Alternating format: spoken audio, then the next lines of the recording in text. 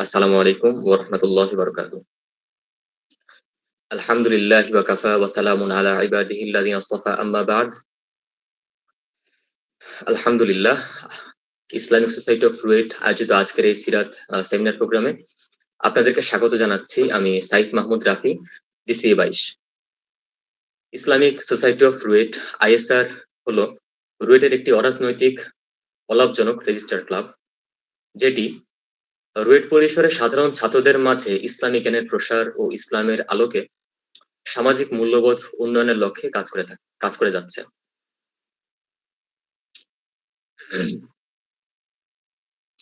আজকের এই প্রোগ্রামটি আয়োজিত হচ্ছে সিরাত কন্টেস্ট 2024 কে কেন্দ্র করে।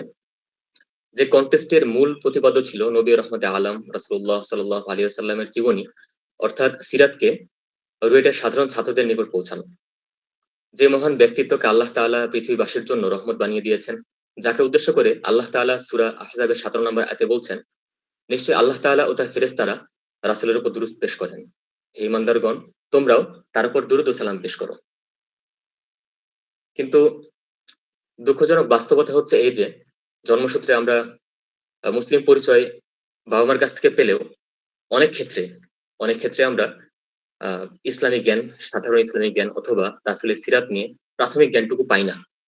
আবার অনেক ক্ষেত্রে এক্ষেত্রে আমাদের ব্যক্তিগত অনীহাও কাজ করে বা ব্যক্তিগত কিছু ত্রুটিও হয় আর কি। তো এই প্রোগ্রামের মূল উদ্দেশ্য থাকবে রাসূলকে নিয়ে আমাদের যে জ্ঞানের স্বল্পতা সেটা অল্প হলেও দূর করার চেষ্টা করা এবং আমাদের মনে তার জীবন নিয়ে আরো বেশি জানার আগ্রহ সৃষ্টি করা। আজকে আমাদের সামনে সিরাত নিয়ে আলোচনা করবেন বর্তমান সময়ের খ্যাতিমান লেখক এবং আলোচক, যিনি ইতিমধ্যেই নিজেকে ইতিহাস নিয়ে আগ্রহী ও দক্ষ প্রমাণিত করেছেন, যার কলমের ওসিলায় আকার পেয়েছে 1857, সাম্রাজ্যের সিংহাসন সহ আরো অনেকগুলো বই। তো তিনি হলেন আমাদের প্রিয় সম্মানিত উস্তাজ রায়হান, ইমরান রায়হান। উস্তাজকে রুয়েটবাসীর পক্ষ থেকে মুবারকবাদ। জি উস্তাজ, আপনি উস্তাজকে জয়েন করার অনুরোধ করছে আর কি।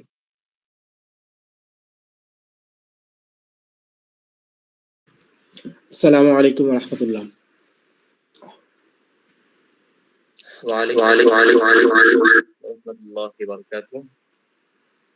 একটু কারিগরি ত্রুটির জন্য আমার একটু ইকো হচ্ছে, আমি চেষ্টা করব যত সম্ভব এটা ক্যান্সেল আউট করার।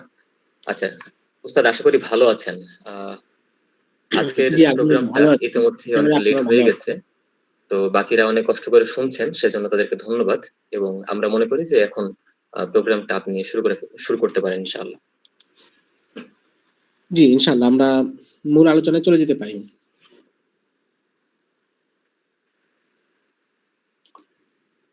জি উস্তাদ, সেক্ষেত্রে আমরা শুরু করতে পারি। রাসূলের যেহেতু জীবন নিয়ে শুরু করব, তো একদম শুরু থেকে আর কি। তো প্রথমত, যেহেতু রাসূলকে নিয়ে আমাদের বেশিরভাগই জানা আছে, তবে এমন সম্ভাবনা আছে যে অনেকে হয়তো জানা নেই। তো সেক্ষেত্রে আমরা একদম শুরু থেকে শুরু করতে পারি। প্রথম প্রশ্নটা এমন হতে পারে যে আমরা সিরাত কেন পড়ব, অথবা আরো সুন্দরভাবে বললে যে রাসূল সাল্লাল্লাহু আলাইহি ওয়াসাল্লাম আসলে কে। তো আশা করি আপনি এখন উত্তরটা দিয়ে আমাদের মধ্যে জানার আগ্রহটা সৃষ্টি করবেন ইনশাআল্লাহ। বিসমিল্লাহির রহমানির রহিম। আলহামদুলিল্লাহি রাব্বিল আলামিন ওয়া আফজালুস সালাতি ওয়াস সালামু আলা সাইয়্যিদিনা মুহাম্মাদিন সাল্লাল্লাহু আলাইহি ওয়াসাল্লাম। আম্মা বা'দ। রাসূল আকরাম সাল্লাল্লাহু আলাইহি ওয়াসাল্লাম আমাদের প্রত্যেক মুমিনের কাছেই অত্যন্ত গুরুত্বপূর্ণ। নবীজি সাল্লাল্লাহু আলাইহি ওয়াসাল্লামের পরিচয় যদি আমরা ধরতে যাই, বা তার কোন পরিচয়টা আমরা প্রাধান্য দিব, তাহলে একদম প্রধান যেই পরিচয়, সেটা কোরআনুল কারীমে আল্লাহ রাব্বুল আলামিন তাকে যেটা দিয়েছেন, মুহাম্মাদুর রাসূলুল্লাহ, অর্থাৎ তিনি হচ্ছেন আল্লাহর রাসূল। নবীজি সাল্লাল্লাহু আলাইহি ওয়াসাল্লামের জীবনের যে কোনো দিক আমরা যখন আলোচনা করব, এর অনেকগুলো দিক এমন আছে যেটা অন্য কারোর সাথে মিলে যেতে পারে। যেমন নবীজি একজন দক্ষ শাসক ছিলেন, কিন্তু দক্ষ শাসক তো পৃথিবীতে আরো অনেকেই থাকেন, আরো অনেকের পক্ষেই ন্যায়পরায়ণ শাসক হওয়া সম্ভব। এবং ইতিহাস এটা দেখায় যে অমুসলিম কিন্তু ন্যায়পরায়ণ শাসক, জুলুম করেন না, ইনসাফ করেন, এমন শাসক ইতিহাসে ছিলেন। নবীজি দক্ষ সেনাপতি ছিলেন, কিন্তু এটাও তো অনেকে ছিলেন নবীজি একজন আদর্শ শিক্ষক ছিলেন, তিনি সাহাবায়ে কেরামকে তরবিয়ত দিয়ে গড়ে তুলেছেন। কিন্তু আদর্শ শিক্ষকতার এই গুণ অনেকের মধ্যে পাওয়া যায়। তো অন্যদের সাথে তফাৎটা কোথায়? নবীজির ওই গুণ একদিকে তো এটা আছে যে নবীজির মধ্যে এই বিষয়গুলো অনেক বেশি পরিমাণে ছিল, যেটা অন্য কারো পক্ষে সম্ভব না। কিন্তু মূল বিষয় হচ্ছে যে নবীজির সাথে অন্যদের পার্থক্য কোথায়? আরেকজন জাগতিক রাষ্ট্রনায়কের সাথে নবীজির পার্থক্য কোথায়? মূল পার্থক্যের জায়গাটা হচ্ছে এটা যে নবীজি হচ্ছেন আল্লাহর রাসূল। ফলে নবীজি সাল্লাল্লাহু আলাইহি ওয়াসাল্লাম যা কাজকর্ম করেছেন এবং তার যে পুরো ব্যক্তিত্ব গঠিত হয়েছে, এর সবকিছুর পিছনে মূল কেন্দ্রবিন্দু হচ্ছে যে তিনি আল্লাহর রাসূল। আল্লাহ রাব্বুল আলামিন তাকে প্রেরণ করেছেন বিশ্বের সকল মানুষের হেদায়েতের জন্য এবং তাদের ইহকালীন এবং পারলৌকিক সকল প্রকার কল্যাণ সাধনের জন্য। এবং তিনি সেই নির্দেশিকাই নিয়ে এসেছেন, যেটা হচ্ছে শরিয়াতে ইসলামী, ইসলামী শরিয়া নিয়ে এসেছেন। এবং শুধু তিনি নিয়ে আসেন নাই, বরং ইসলামী শরিয়া যেই কথাগুলোকে তাত্ত্বিকভাবে বলেছে কোরআনুল কারীমের মাধ্যমে, হাদিসের মাধ্যমে যেগুলো বলা হয়েছে, নবীজি আবার সেটা বাস্তবায়ন করে দেখিয়েছেন। কোরআনুল কারীমে পুরো ইসলামের যে রূপরেখা দেয়া হয়েছে সকল মানুষের জন্য, যারা ইসলাম গ্রহণ করবে এবং যারা নাজাত পেতে চায় তাদের জন্য কোরআনুল কারীম যে নির্দেশিকা দিয়েছে, যে গাইডলাইন দিয়েছে, নবীজি আবার সেটা বাস্তবায়ন করে দেখিয়েছেন। এবং এটাই উম্মুল মুমিনিন আয়েশা রাদিয়াল্লাহু তাআলা আনহা বলেছেন, যখন তাকে কেউ জিজ্ঞাসা করেছিল যে আপনি নবীজি সম্পর্কে বলুন, তার ব্যক্তি জীবন এবং অন্যান্য দিক সম্পর্কে বলুন, তখন উম্মুল মুমিনিন বলেছিলেন, যেটা বুখারীতে আছে, তিনি বলেছিলেন কানা খুলুকুহুল কোরআন, যে নবীজির পুরো ব্যাপারটা ছিল কোরআনের প্রতিচ্ছবি। নবীজির চরিত্র সেটা হলো কোরআনের আরেকটা দৃষ্টান্ত। কোরআনুল কারীম যে নির্দেশনা দিচ্ছে, কোরআনুল কারীম যেই গুণগুলো অর্জন করার কথা বলছে, যেই গুণগুলো, যে খারাপ গুণগুলো ত্যাগ করার কথা বলছে, সবগুলো নবীজি করেছেন এবং আমলি দিক থেকে প্রমাণ করেছেন। আমি একটু দুঃখিত, ১ মিনিট একটু সময় দিচ্ছি একটু জ্বালাচ্ছে। একটু দুঃখিত। তো নবীজি সাল্লাল্লাহু আলাইহি সাল্লামের মূল যেই জীবন এবং জীবনের যে আদর্শ, সেটা হচ্ছে যে তিনি ইসলামী শরিয়াকে আমাদের সামনে আমলীভাবে নমুনা পেশ করেছেন। অর্থাৎ এর ফলে একজন মানুষ যিনি মুসলমান হবেন তার কখনো এটা মনে হবে না যে ইসলামী শরিয়ার এই বিষয়টা পালন করা কঠিন বা এই বিষয়টা পালন করা অসম্ভব। একজন মানুষ, তো যেটা আমরা বলছিলাম যে নবীজি সাল্লাল্লাহু আলাইহি ওয়াসাল্লামের এই আমলী জীবনের নমুনা থাকার কারণে প্রত্যেক মুসলমান তার জন্য একটা আদর্শ খুঁজে পান এবং তিনি বুঝতে পারেন যে ইসলামের এমন কোনো দিক নেই যেটা পালন করা সম্ভব না বা যেটা পালন করা একজন মানুষের জন্য কঠিন। নবীজি সাল্লাল্লাহু আলাইহি সাল্লাম তার নিজের আমলের মাধ্যমে এবং তার সাহাবায়ে কেরামের জামাতকে ওই জীবন ধারায় পরিচালিত করার মাধ্যমে মুসলমানদের সামনে পুরো ইসলামের একটা আমলী নমুনা রেখেছেন। এর আগ পর্যন্ত যেটা ছিল কোরআনুল কারীমে সংরক্ষিত এবং নবীজির বিভিন্ন বাণীতে হাদিসের মধ্যে সংরক্ষিত, সেটাকে তিনি আমলী দৃষ্টান্ত পেশ করেছেন। এবং এর ফলে নবীজির সিরাত এমন একটা ভান্ডারে পরিণত হয়েছে যেটাকে সীমাবদ্ধ করা সম্ভব না। অর্থাৎ কোরআনুল কারীমে এবং ইসলামী শরিয়ার যে মর্মকথা, যে নিগূঢ় তত্ত্ব বা ভেতরে যে হিকমত আছে, এটাকে যেমন অল্প কোনো কথায় বা একটা দুইটা বইয়ে কিংবা এক দুইটা লেকচারে এটাকে সীমাবদ্ধ করা সম্ভব না। নবীজির সিরাতটা ওই পর্যায়ে চলে গিয়েছে। পাকিস্তানের একজন বড় আলেম ছিলেন শেখ ডক্টর মাহমুদ আহমদ গাজী রহিমাহুল্লাহ। তিনি বলতেন যে নবীজির সিরাতের বৈশিষ্ট্য কি? তিনি বলেন যে নবীজির সিরাতের বৈশিষ্ট্য হলো কোরআনুল কারীমের ফজিলত সম্পর্কে একটা হাদিস আছে, যেটা আল মুজামুল কাবীরে ইমাম তাবারানী রাহিমাহুল্লাহ উল্লেখ করেছেন। হাদিসে নবীজি সাল্লাল্লাহু আলাইহি সাল্লাম বলেছেন লা তানকাজি আজাইবুহু, অর্থাৎ কোরআনুল কারীমের যেই হিকমত এবং রহস্য আছে এটা কখনোই শেষ হয় না। কোরআনুল কারীম নিয়ে প্রায় ১৪০০ বছর ধরে যারা মুফাসসিরিনে কেরাম আছেন তারা কোরআনুল কারীমের তাফসীর লিখছেন, নতুন নতুন করে চিন্তা করছেন, তাদাব্বুর করছেন এবং প্রত্যেক যুগের মানুষের কাছেই কোরআনুল কারীমের নতুন নতুন রহস্য এবং নতুন জ্ঞান সেটা তাদের কাছে উন্মোচিত হচ্ছে। আমরা এখন আমাদের সময়ে এসে কোরআনুল কারীমের অনেক আয়াতের তাৎপর্য এমন ভাবে বুঝতে পারি যেটা হয়তো আজ থেকে ৩০০ বছর আগে মানুষ ওইভাবে বুঝতে পারতেন না। তো এটা হচ্ছে কোরআনুল কারীমের রহস্য, যেটা নবীজি সাল্লাল্লাহু আলাইহি সাল্লাম বলছেন। তো শেখ মাহমুদ আহমদ গাজী বলেন যে একদিকে নবীজি কোরআনুল কারীম সম্পর্কে এই কথা বলেছেন, আবার অপরদিকে উম্মুল মুমিনিন নবীজি সম্পর্কে বলছেন যে কানা খুলুকুহুল কোরআন, তিনি নিজে ছিলেন কোরআনের প্রতিচ্ছবি।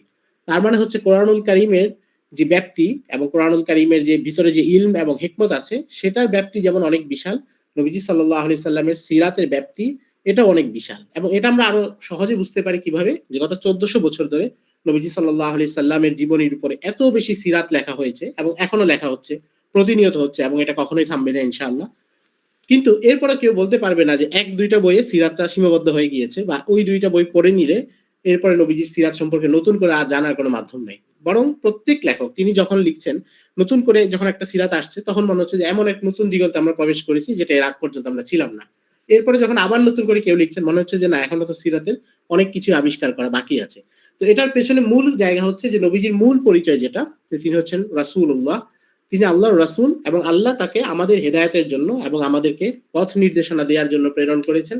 ফলে তার জীবনের প্রতিটা অংশে আমাদের জন্য আদর্শ এবং প্রত্যেকটা জিনিসই আমাদের জন্য অনুসরণীয়। ফলে আমরা যখন নবীজির সিরাত পড়ি তখন এটা শুধু ঘটনার বিবরণ থাকে না, জীবনী তো যে কারোটাই পড়া যেতে পারে। পৃথিবীর কোন রাষ্ট্রনায়কের জীবনী আমরা যদি পড়ি কিংবা কোনো সেনাপতির জীবনী যদি পড়ি, তাহলে আমরা কিছু ইভেন্ট জানতে পারবো, কোনো একটা ঘটনা জানতে পারবো, ঘটনার ফলাফল জানতে পারবো। কিন্তু আমার নিজের জীবনের উন্নতির জন্য, আমার আত্মিক পরিশুদ্ধির জন্য, আমি এখন যে অবস্থায় আছি, ইলমের যে অবস্থায় আছি, আমলের যে স্তরে আছি, সেখান থেকে কিভাবে আরো উপরে উঠা যাবে সেটা কিন্তু ওই বই আমাকে নির্দেশনা দিবে না। কিন্তু নবীজির সিরাত আমরা যখন পড়ি তখন একই সাথে আমরা ইলম অর্জন করি, এখান থেকে জ্ঞান অর্জন করি, পাশাপাশি আমরা রুহানি ভাবে বা আত্মিক ভাবে আরো বেশি সমৃদ্ধ হই।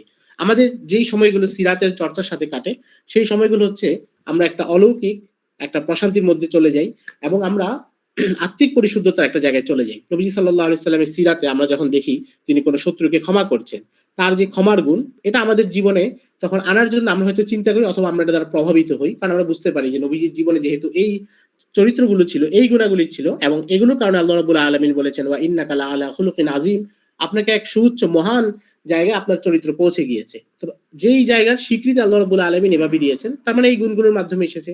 নবীজির মধ্যে আমরা যখন সিরাতে সাহসিকতা এবং বীরত্বের কথা দেখি, কিংবা দ্বীনের জন্য কাজ করার জন্য এবং দ্বীনের জন্য নিজেকে সবার আগে পেশ করা, সাহাবায়ে কেরাম বলেছেন যে যুদ্ধের ময়দানে নবীজি এমন জায়গায় চলে যেতেন যেটা শত্রুর আক্রমণের সবচেয়ে প্রধান জায়গা হিসেবে পরিচিত হতো, সেখানে নবীজি চলে যেতেন। নবীজি সবসময় তার সাহাবীদেরকে তিনি প্রোটেক্ট করতেন এবং তিনি নিজে সামনে এগিয়ে যেতেন। এই গুণগুলো যখন আমরা পড়ি তখন আমরা বুঝতে পারি যে আমরা যদি আমাদের সমাজে কোনো ইসলামী আন্দোলনে কিংবা ইসলামের দ্বীনের কোনো কাজে নেতৃত্ব দিতে চাই, তাহলে আমাদের ভূমিকাটা কি হবে এবং নবীজির জীবন থেকে আমরা কি বুঝতে পারি। আমরা যখন নবীজির ইবাদত সম্পর্কে জানি, ইবাদত সম্পর্কে পড়ালেখা করি, তখন আমরা বুঝতে পারি যে আমরা কিভাবে আল্লাহর সান্নিধ্য পাওয়ার জন্য এবং আল্লাহর কাছে আরো দ্রুত পৌঁছার জন্য নিজেদের আত্মিক জায়গাকে কোথায় নিতে হবে এবং আমল কিভাবে করতে হবে। নবীজি সাল্লাল্লাহু আলাইহি সাল্লাম এমন ব্যক্তি ছিলেন যার সকল গুনাহ আল্লাহ রাব্বুল আলামিন মাফ করে দিয়েছেন। গুনাহ তো ছিলই না, সগীরা গুনাহ কিংবা কবিরা গুনাহ কোনো গুনাহই ছিল না নবীজির, এবং তারা তো সবাই এর থেকে অনেক ঊর্ধ্বের মানুষ। মুনাজ্জাহুন আনিল কাবাইরি ওয়াস সাগায়ের, যে তারা সগীরা কবিরা সকল গুনার ঊর্ধ্বে। কিন্তু এরপরে নবীজি কিভাবে ইবাদত করেছেন, কিভাবে আল্লাহর কাছে কান্নাকাটি করেছেন, এবং তিনি বলছেন যে আমি দিনে কখনো 70 বার কখনো 100 বার ইস্তেগফার করি। তাহলে এগুলো প্রত্যেকটা কিন্তু আমাদের নিজের জীবনের সাথে সম্পর্কিত, এবং আমরা যখন সিরাতে এই জিনিসটা পড়ি তখন এর মানে এটা না যে আমরা নবীজির জীবনে কিছু ইভেন্ট জানছি, বরং এগুলোর প্রত্যেকটা হচ্ছে আমাদের জন্য একটা আমলি নমুনা এবং আমাদের জন্য আমল করার অনুপ্রেরণা। ফলে সিরাত যখন আমরা পড়ি এটা শুধু কোনো নিছক জ্ঞানের বই না, কিংবা কোনো ইনফো দিচ্ছে আমাদেরকে, ইনফরমেশন দিয়ে দিচ্ছে অনেক কিছু, এমন না। বরং এটা হচ্ছে আমাদের জন্য একটা গাইডলাইন যেটা আমাদেরকে আমাদের ইলমি অবস্থান থেকেও সমৃদ্ধ করে এবং আমলি জায়গায় আমরা কিভাবে নিজেদেরকে আরো সমৃদ্ধ করব এবং দ্বীনের জায়গায় আরো বেশি করে সমৃদ্ধ হব সেই দিক নির্দেশনাটা দেয়। ফলে রাসূল আকরাম সাল্লাল্লাহু আলাইহি সাল্লামের সিরাত পাঠ করার যেই অনেকগুলো জায়গা আছে, এর মধ্যে একটা প্রধান জায়গা আমরা বলতে পারি যে আমরা যদি ইসলামী শরিয়াকে বুঝতে চাই, ইসলামী শরিয়ার মেজাজটা বুঝতে চাই এবং ইসলামী শরিয়া কিভাবে কাজ করে, ইসলামী শরিয়া তার অনুসারীদেরকে কেমন নির্দেশনা দেয়, এটা যদি একদম সহজে বুঝতে যাই, তাহলে আমাদের জন্য নবীজির সিরাত পাঠ এটা হচ্ছে সবচেয়ে সহজ মাধ্যম। কারণ ইসলামী শরিয়া শরিয়ার মধ্যে অনেকগুলো শাখা আছে, জ্ঞানের অনেকগুলো শাখা আছে, আপনারা জানেন। সেখানে ফিক আছে, হাদিস আছে, তাফসির আছে। তো এগুলো একজন সাধারণ মানুষের পক্ষে প্রত্যেকটা শাখা স্বতন্ত্র করে পড়া সম্ভব না। কিন্তু তিনি যদি সিরাত পড়েন তাহলে সবগুলো শাখার মূল যে নির্যাস সেটা তিনি সিরাতে পেয়ে যাবেন। কারণ সিরাতকে কেন্দ্র করে ইসলামী শরিয়া ঘটনা প্রবাহগুলো আবর্তিত হয়েছে এবং নবীজি আমরা দেখবো যে মক্কা থেকে তিনি মদিনায় এসেছেন, সেখানে একটা ইসলামিক সমাজ প্রতিষ্ঠা করেছেন এবং এখানে ধাপগুলো কি ছিল এটা সিরাত আমরা অনেক সহজে পেয়ে যাব, যেটা হয়তো অন্য শাখাগুলো পড়ে আসলে অনেক বেশি অনেক বড় লাগতো। তো এই জন্য আমরা যদি ইসলামী শরিয়াকে সহজে বুঝতে চাই, নবীজির জীবনকে বুঝতে চাই, তাহলে এক নম্বর হচ্ছে আমাদের জন্য সিরা পড়া প্রয়োজন। দুই নম্বর হচ্ছে আমরা যদি নিজেদেরকে ইলমি ভাবে এবং আমলি ভাবে আত্মিকভাবে উন্নত করতে চাই, তাহলে আমাদের জন্য সিরাত পাঠ করা প্রয়োজন। তিন নম্বর হচ্ছে আমরা যদি ইসলামের দাওয়াত পৌঁছাতে চাই মানুষকে যদি আমরা ইসলামের দিকে আকৃষ্ট করতে চাই, আমরা যদি একজন দায়ী হতে চাই, তাহলে আমাদের সিরাত পড়তে হবে। আমরা সিরাতে নবীজির কৌশলগুলো দেখবো, তিনি কিভাবে দাওয়াত দিয়েছেন। মক্কায় এক ধরনের পরিস্থিতি ছিল, মদিনায় আরেক ধরনের পরিস্থিতি ছিল, কোথাও মানুষ পরিবর্তন হয়েছে, প্রেক্ষাপট পরিবর্তন হয়েছে। সব জায়গাগুলোতে নবীজি কিভাবে দাওয়াত দিয়েছেন, নবীজি সকল মানুষের কাছে নবীজি নিজে সরাসরি দাওয়াত দিয়েছেন। সেখানে আরবের একদম মূর্খ গ্রাম্য বেদুইন মানুষ ছিল, সেখানে তৎকালীন পৃথিবীর যারা রাষ্ট্রনায়ক ছিল তাদের কাছে নবীজি চিঠি লিখেছেন। অর্থাৎ সমাজের নানা স্তরে মানুষের সাথে যে নবীজি কথা বলেছেন, নবীজির সম্বোধন কি ছিল, নবীজির কৌশল কি ছিল, তিনি কি সবাইকে একই সাথে একই কথা বলেছেন, নাকি প্রত্যেককে তার স্তর বুঝে আলাদা কথা বলেছেন? আমরা যদি এগুলো বুঝতে পারি তাহলে দায়ী হিসেবে আমাদের কর্তব্যটা আমরা বুঝতে পারবো। আর এরপরের বিষয় হচ্ছে যে আমরা দায়ী হিসেবে একজন মানুষকে বলতে পারবো যে ইসলামের আসল আদর্শটা এমন, আমাদের নবীজির আদর্শ এমন, আমাদের নবীজির জীবন এমন, এবং আমরা যদি কোনো ইসলামী সমাজ গঠন করতে চাই তাহলে আমাদের নমুনা এটা। কারণ নবীজি সাল্লাল্লাহু আলাইহি সাল্লাম এবং খেলাফতের রাশেদার পরে মুসলমানদের এমন কোনো সোসাইটি বা এমন কোনো সাম্রাজ্য এটা এমন কখনোই ছিল না যেটা শতভাগ অনুসরণযোগ্য। প্রত্যেকটা সালতানাতে আপনারা জানেন অনেকগুলো দুর্বলতা ছিল, শাসকদের মধ্যে দুর্বলতা ছিল, কখনো কৌশলগত দুর্বলতা ছিল, কখনো তাদের মধ্যে আমলি কমজোরি দেখা গিয়েছে, আমলি ভাবে তারা তাদের মধ্যে অনেক ধরনের পাপাচার ছড়িয়ে পড়েছে, অশ্লীলতা ছড়িয়ে পড়েছে, এই ধরনের ত্রুটি বিচ্ছুতি ছিলই। কিন্তু একমাত্র নিষ্কলুষ জায়গা যেখানে কোনো ত্রুটি বিচ্ছুতি নাই এবং যেই কোনো জায়গায় অনুসরণযোগ্য সেটা হচ্ছে নবীজির সিরাত। তো ফলে আমরা যখন মানুষকে বলবো, এবং সেটা একজন অমুসলিম কেউ হতে পারে, একজন সাধারণ মুসলিম যে হয়তো দিনের উপর নাই বা প্র্যাকটিসিং না, তাকেও আমরা যখন দিনের কথা আকৃষ্ট করবো তখন আমরা সিরাতের কথা বলবো। আবার একজন অমুসলিম মানুষ তাকেও যখন আমরা দিনের কথা বলবো তখন সিরাত বলা এবং নবীজির জীবনের আদর্শ এটা বলে তার কাছে ইসলামটা প্রচার করা অনেক বেশি সহজ। এই জন্য আপনারা জানেন যে গত শতাব্দীতে পৃথিবীর বহু মানুষ শুধু সিরাত পড়ে ইসলাম গ্রহণ করেছেন, কারণ সিরাত পড়ে তারা এটার ভিতরে ইসলামী শরিয়তটাকে আবিষ্কার করতে পেরেছেন, বুঝতে পেরেছেন যে ইসলামের সৌন্দর্যটা এখানে কোথায়। তো এই দৃষ্টিকোণ জায়গাগুলো থেকে আমাদের জন্য সিরাত পড়া আবশ্যক। এবং সর্বশেষ আমরা যদি এরপরেও বলি যে এটা আসলে অনেক বেশি যুক্তি তর্ক দেওয়ার জায়গা না বা প্রমাণ দেওয়ার জায়গা না, নবীজি হচ্ছেন আমাদের জন্য একটা আবেগের জায়গা। রাসূল আকরাম সাল্লাল্লাহু আলাইহি সাল্লাম বলেছেন, লা ইউমিনু আহাদুকুম হাত্তা আহাব্বা লা ইউমিনু আহাদুকুম হাত্তা আহাব্বা ইলাইহি মিন ওয়ালিদিহি ওয়া ওয়ালাদিহি ওয়ান নাসি আজমাইন। তোমাদের মধ্যে কেউ ততক্ষণ পর্যন্ত পূর্ণাঙ্গ মুমিন হতে পারবে না যতক্ষণ পর্যন্ত সে তার সন্তান, সন্ততি, অন্য সবকিছুর চাইতে আমাকে বেশি ভালো না বাসবে। তো আমাদের ঈমানের প্রধান দাবি হচ্ছে নবীজিকে সর্বোচ্চ পরিমাণ ভালোবাসা, একেবারে সবকিছুর চাইতে সর্বোচ্চ পরিমাণ ভালোবাসা, এটা হচ্ছে আমাদের ঈমানের একদম মৌলিক দাবি। তো সর্বোচ্চ ভালোবাসার জন্য ওই মানুষকে জানতে হয়, ভালোবাসা একটা দাবি হচ্ছে ওই মানুষকে জানতে হয়, ওই মানুষের প্রতিটা বিষয় মানুষ জানে, মানুষ যাকে পছন্দ করে তার প্রত্যেকটা পছন্দ অপছন্দ, ভালো লাগা খারাপ লাগা, তার গুণাবলী বৈশিষ্ট্যগুলো সবকিছু মানুষ জানে। যারা কোনো খেলোয়াড়কে পছন্দ করে তারা ওই খেলোয়াড়ের প্রিয় রঙকে সেটা পর্যন্ত মুখস্থ করে রাখে। তো আমরা যদি নবীজিকে সাল্লাল্লাহু আলাইহি সাল্লামকে ভালোবাসি, এবং ভালোবাসা আমাদের উপর আবশ্যক, এটা আমাদের উপর নির্ধারিত করে দেওয়া হয়েছে, নবীজি সাল্লাল্লাহু আলাইহি সাল্লাম নির্ধারিত করে দিয়েছেন। তো আমরা যদি সেই ভালোবাসার দাবি রক্ষা করতে চাই তাহলে নবীজির সিরাতকে পুঙ্খানুপুঙ্খভাবে জানা, নবীজির যত সামাইল আছে, নবীজির যত আখলাক আছে সেগুলোকে জানা এবং সেগুলো অনুসরণ করা, এটা হচ্ছে আমাদের জন্য মুমিন হিসেবে, ইমানদার হিসেবে প্রধান কর্তব্য। তো আমরা যদি অন্য সব তর্ক ভুলেও যাই তাহলে অন্তত একটা জায়গায় আমাদের সিরাত অবশ্যই পড়তে হবে এবং নবীজির জীবনীকে ব্যাপকভাবে পড়তে হবে। সেই জায়গাটা হচ্ছে আমরা নবীজিকে ভালোবাসতে বাধ্য মুমিন হিসেবে, এবং সেই ভালোবাসার দাবি হলো নবীজির সিরাতকে আরো ব্যাপকভাবে জানা। মাশাআল্লাহ, মারহাবা। উস্তাদ অনেক সুন্দর বলেছেন। আসলেই সর্বশেষ কথা যেটা, যে রাসূল আসলে আমাদের আবেগের জায়গা, তো এটাকে আসলে স্কিপ করার কোনো সুযোগ নেই আর কি। আচ্ছা, তো যেহেতু আমরা এখন রাসূলের জীবন নিয়ে মূলত আলোচনা করব, তো সেক্ষেত্রে আসলে তার জন্ম, তারপর সে সময় সামাজিক প্রেক্ষাপট অনেক কিছু চলে আসে। তবে সময় স্বল্পতার কারণে আমরা অনেক কিছু স্কিপ করে যাচ্ছি মাঝখানে। তো আমরা খুব বেশি গুরুত্বপূর্ণ যেগুলো আমাদের জন্য, আমাদের জীবনের জন্য, সেগুলো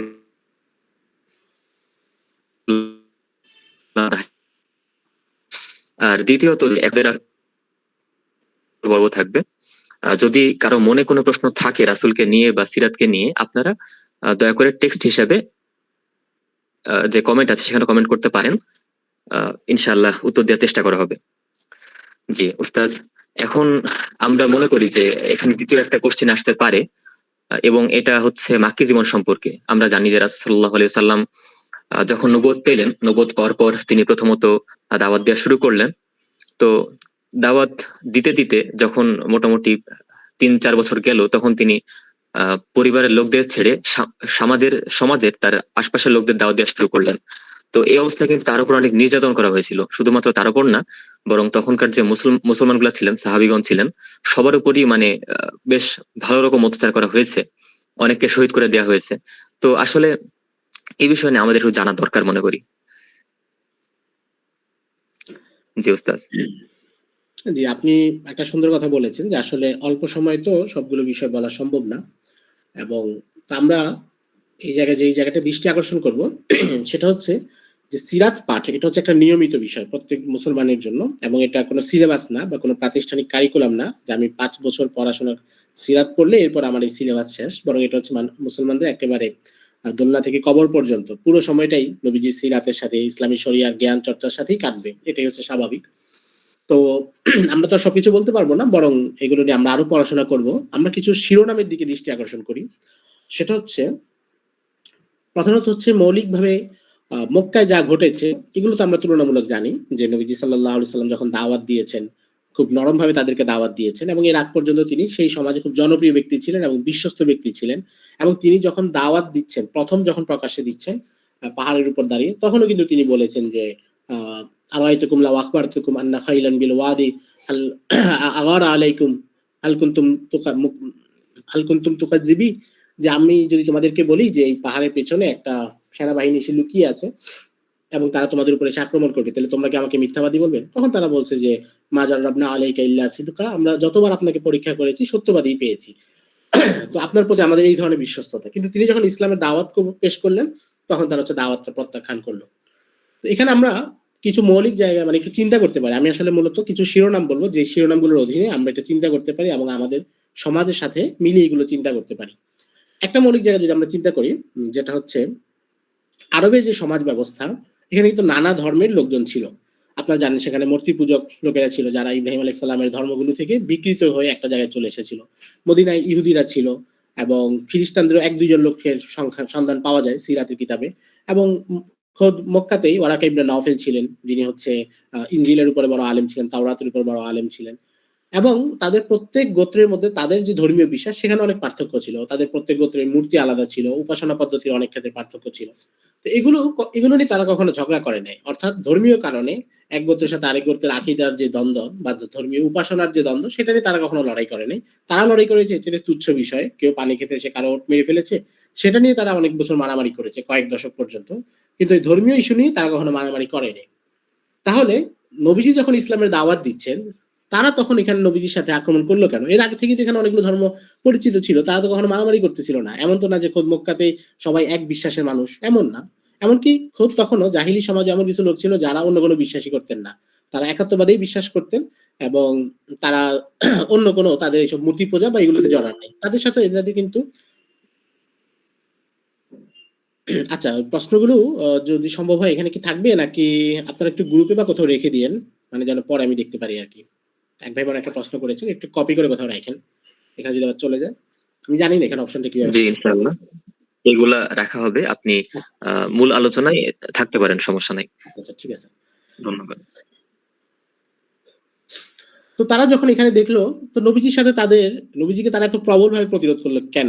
আপনারা জানেন যে তারা নবীজিকে সর্বোচ্চ কষ্ট দিয়েছে, অপবাদ দিয়েছে, আঘাত করেছে, শিশুদেরকে লেলিয়ে দিয়েছে, পাথর নিক্ষেপ করেছে এবং মোটামুটি একটু দরিদ্র সাহাবী যারা ছিলেন তাদের উপর তো চরম নির্যাতন করেছে। সুমাইয়া রাদিয়াল্লাহু তাআলা আনহাকে শহীদ করে দিয়েছে, বেলাল রাদিয়াল্লাহু তাআলা আনহু কিংবা হযরত খুবাইব রাদিয়াল্লাহু তাআলা আনহু, খাব্বাব রাদিয়াল্লাহু তাআলা আনহু, চরম নির্যাতন করা হচ্ছিল ওনাদের উপরে। তো এই সংঘাতটা আসলে কেন হলো? একজন বড় ইতিহাসবিদ আছেন এবং সিরাতের উপর একজন বড় গবেষক ডক্টর মোহাম্মদ ইলহামি, উনি একটা চমৎকার কথা বলছেন। উনি বলেন যে আসলে মক্কার যে কুরাইশরা ছিল তারা ইসলামের মৌলিক দাওয়াতটা বুঝতে পেরেছিল। তারা বুঝতে পেরেছিল যে তারা মক্কায় যে ৩৬০ মূর্তি রেখেছে, এখন ইসলাম এখানে আসে এমন কোন ধর্ম নিয়ে আসে নাই যে হচ্ছে এখানে একটা নতুন মূর্তি বাড়াবে, যে এতদিন আমাদের ৩৬০ মূর্তি ছিল এখন থেকে ৩৬১ মূর্তি থাকবে। আর আরেকজন নতুন স্রষ্টার কথা মোহাম্মদ বলছে, তার আরেকজন নতুন মূর্তি লাগবে। এর আগ পর্যন্ত আরবের সিস্টেমটা ছিল এমন যে কেউ যখন কোনো নতুন মূর্তি নিয়ে আসতেছে প্রথম তারা তো একটাই মূর্তি এনেছিল, ওই যে আমর ইবনে লুহাই ৩০০ খ্রিস্টাব্দের পরে একটা মূর্তি নিয়ে এসেছিল সিরিয়া থেকে। এরপর তাদের মূর্তি সংখ্যা ধীরে ধীরে বেড়েছে, চিন্তার বিক্ষিপ্ততা বেড়েছে, তাদের আকীদা বিশ্বাসগুলো অনেক দিকে গিয়েছে। তো তারা এতদিন তাদের মধ্যে যেটা ছিল যে আগে আমাদের একটা ধর্ম ছিল, এখন নতুন আরেকটা ধর্ম আসছে, কারোর সাথে কারো সংঘাত নেই, সবাই একদম আদর্শ সেকুলার সমাজ, যেটা এটা হচ্ছে তাদের ওখানে ছিল। কিন্তু নবীজি সাল্লাল্লাহু আলাইহি সাল্লাম যখন দাওয়াত দিলেন তখন কাফেররা বুঝতে পারলো যে ইনি যেই রবের কথা বলছেন এর মানে এটা না যে আমাদের ৩৬০ মূর্তির সাথে আরেকটা মূর্তি বাড়ায় ৩৬১ করা হবে, বরং এই রবের যে দাওয়াত সেখানে হচ্ছে আগের ৩৬০ মূর্তি সব ভেঙে ফেলা হবে, আগের যত নিজাম এবং যা আছে সব কিছুকে বাদ দিয়ে একক এক রবের কথা এখানে প্রতিষ্ঠা করা হবে। এবং এই জন্যই তারা প্রথম থেকে এই দাওয়াতের বিপরীতে লেগেছে, যেটা তারা এর আগে অন্য কোনো ধর্মের লোকের সাথে কিন্তু এই সংঘাত ধর্মীয় কারণে করে নাই, অন্য কোনো কারণে করেছে। তাহলে এখান থেকে আমরা বুঝতে পারি যে আমরা যদি ইসলাম হচ্ছে এমন একটা গাছ যেটা হচ্ছে অন্য কোনো গাছের ছায়ায় বাঁচে না।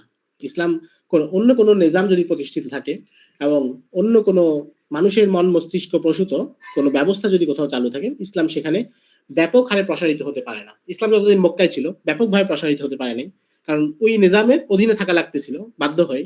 এবং আমরা দেখি যে ইসলামী দাওয়াতের কাজগুলো যদি এমন কোনো জায়গা যেখানে ওই নিজামটা শক্তিশালী, তারা যে নিজামের ভিতরে থাকতেছে, সেখানে ইসলামী দাওয়াত ব্যাপকভাবে প্রসারিত হতে পারে না। দ্বীনের প্রত্যেকটা কথা জোর গলায় বলা যায় না। ইসলামের প্রত্যেকটা বিধানকে ওন করে কথা বলা যায় না।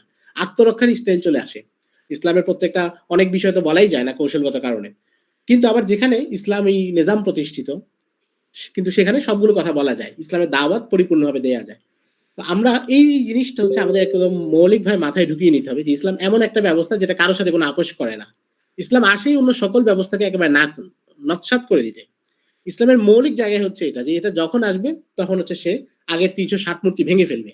৩৬০ মূর্তি রেখে আরেকটা নতুন মূর্তি ইসলাম এখানে বসাবে না, বা ইসলাম এখানে নতুন কোনো ব্যবস্থা বলবে না যেটা সহাবস্থান করে। সহাবস্থান অবশ্যই করবে, কিন্তু সেটা ইসলামের অধীনে থেকে করতে হবে। ইসলামের সাথে সমান সমান পাওয়ারে থেকে ক্ষমতার ভাগাভাগি করা এটা সম্ভব না। আমরা যদি এই মূল জিনিসটা বুঝতে পারি তাহলে আমাদের দিনই যেই কোনো কাজে এবং দিনই যেই কোনো, আমরা যদি আন্দোলনের কথা বলি, দিনই দাওয়াতের কথা বলি বা অন্য সব কাজে এই মৌলিক জিনিসটা যদি আমরা বুঝতে পারি তাহলে আমাদের লক্ষ্য বা টার্গেটটা সুদূর প্রসারী হবে। আর যদি আমরা এটা না বুঝি তাহলে আমরা যদি মনে করি যে শুধু সহাবস্থান পর্যন্ত হলেই ইসলামের চূড়ান্ত বিজয় চলে আসবে বা সহাবস্থান হওয়া পর্যন্ত ইসলামের মূল কাম্য, তাহলে হচ্ছে আমরা খুব ছোট ছোট বিষয়ে আমরা খুশি হয়ে যাব, কিন্তু এটা আসলে আমাদেরকে চূড়ান্ত জায়গায় নিবে না। আমরা যদি একটা ছোটখাটো উদাহরণ দিই, যে এমন একটা ব্যবস্থা হচ্ছে যে ধরুন কোথাও হচ্ছে একটা হল আছে, তাহলে এই হলে আমরা একদিন সেমিনার করতে পারলাম ইসলামপন্থী লোকজন, আবার পরের দিন হচ্ছে এখানে প্রকাশ্যে নাচ গান এবং খুব বাজনা টাজনা হচ্ছে, ধরুন সিনেমা দেখানো হচ্ছে এখানে। তো এখন যদি আমরা এমন হয় যে আপনার যদি টার্গেট এটা থাকে যে সহাবস্থান করতে পারলেই আমাদের ইসলাম যথেষ্ট, তাহলে আপনি ওই পর্যন্তই সন্তুষ্ট থাকবেন যে আমরা ওই হলে একদিন দিতে পেরেছি। কিন্তু আপনার মাথায় যদি এটা থাকে যে ইসলাম এমন একটা ব্যবস্থা যেটা হচ্ছে সমাজে অন্যকে এইভাবে প্রকাশ্যে অশ্লীলতা করার সুযোগই দেয় না এবং তার এই ধরনের কোনো অধিকার আছে এটা ইসলাম বিশ্বাস করে না, যে প্রকাশ্যে মানুষের মাঝে পাপাচার ছড়িয়ে দিবে। তাহলে আমরা বুঝতে পারবো যে না, আমাদের এখনো আরো অনেক দাওয়াতি কাজ বাকি আছে।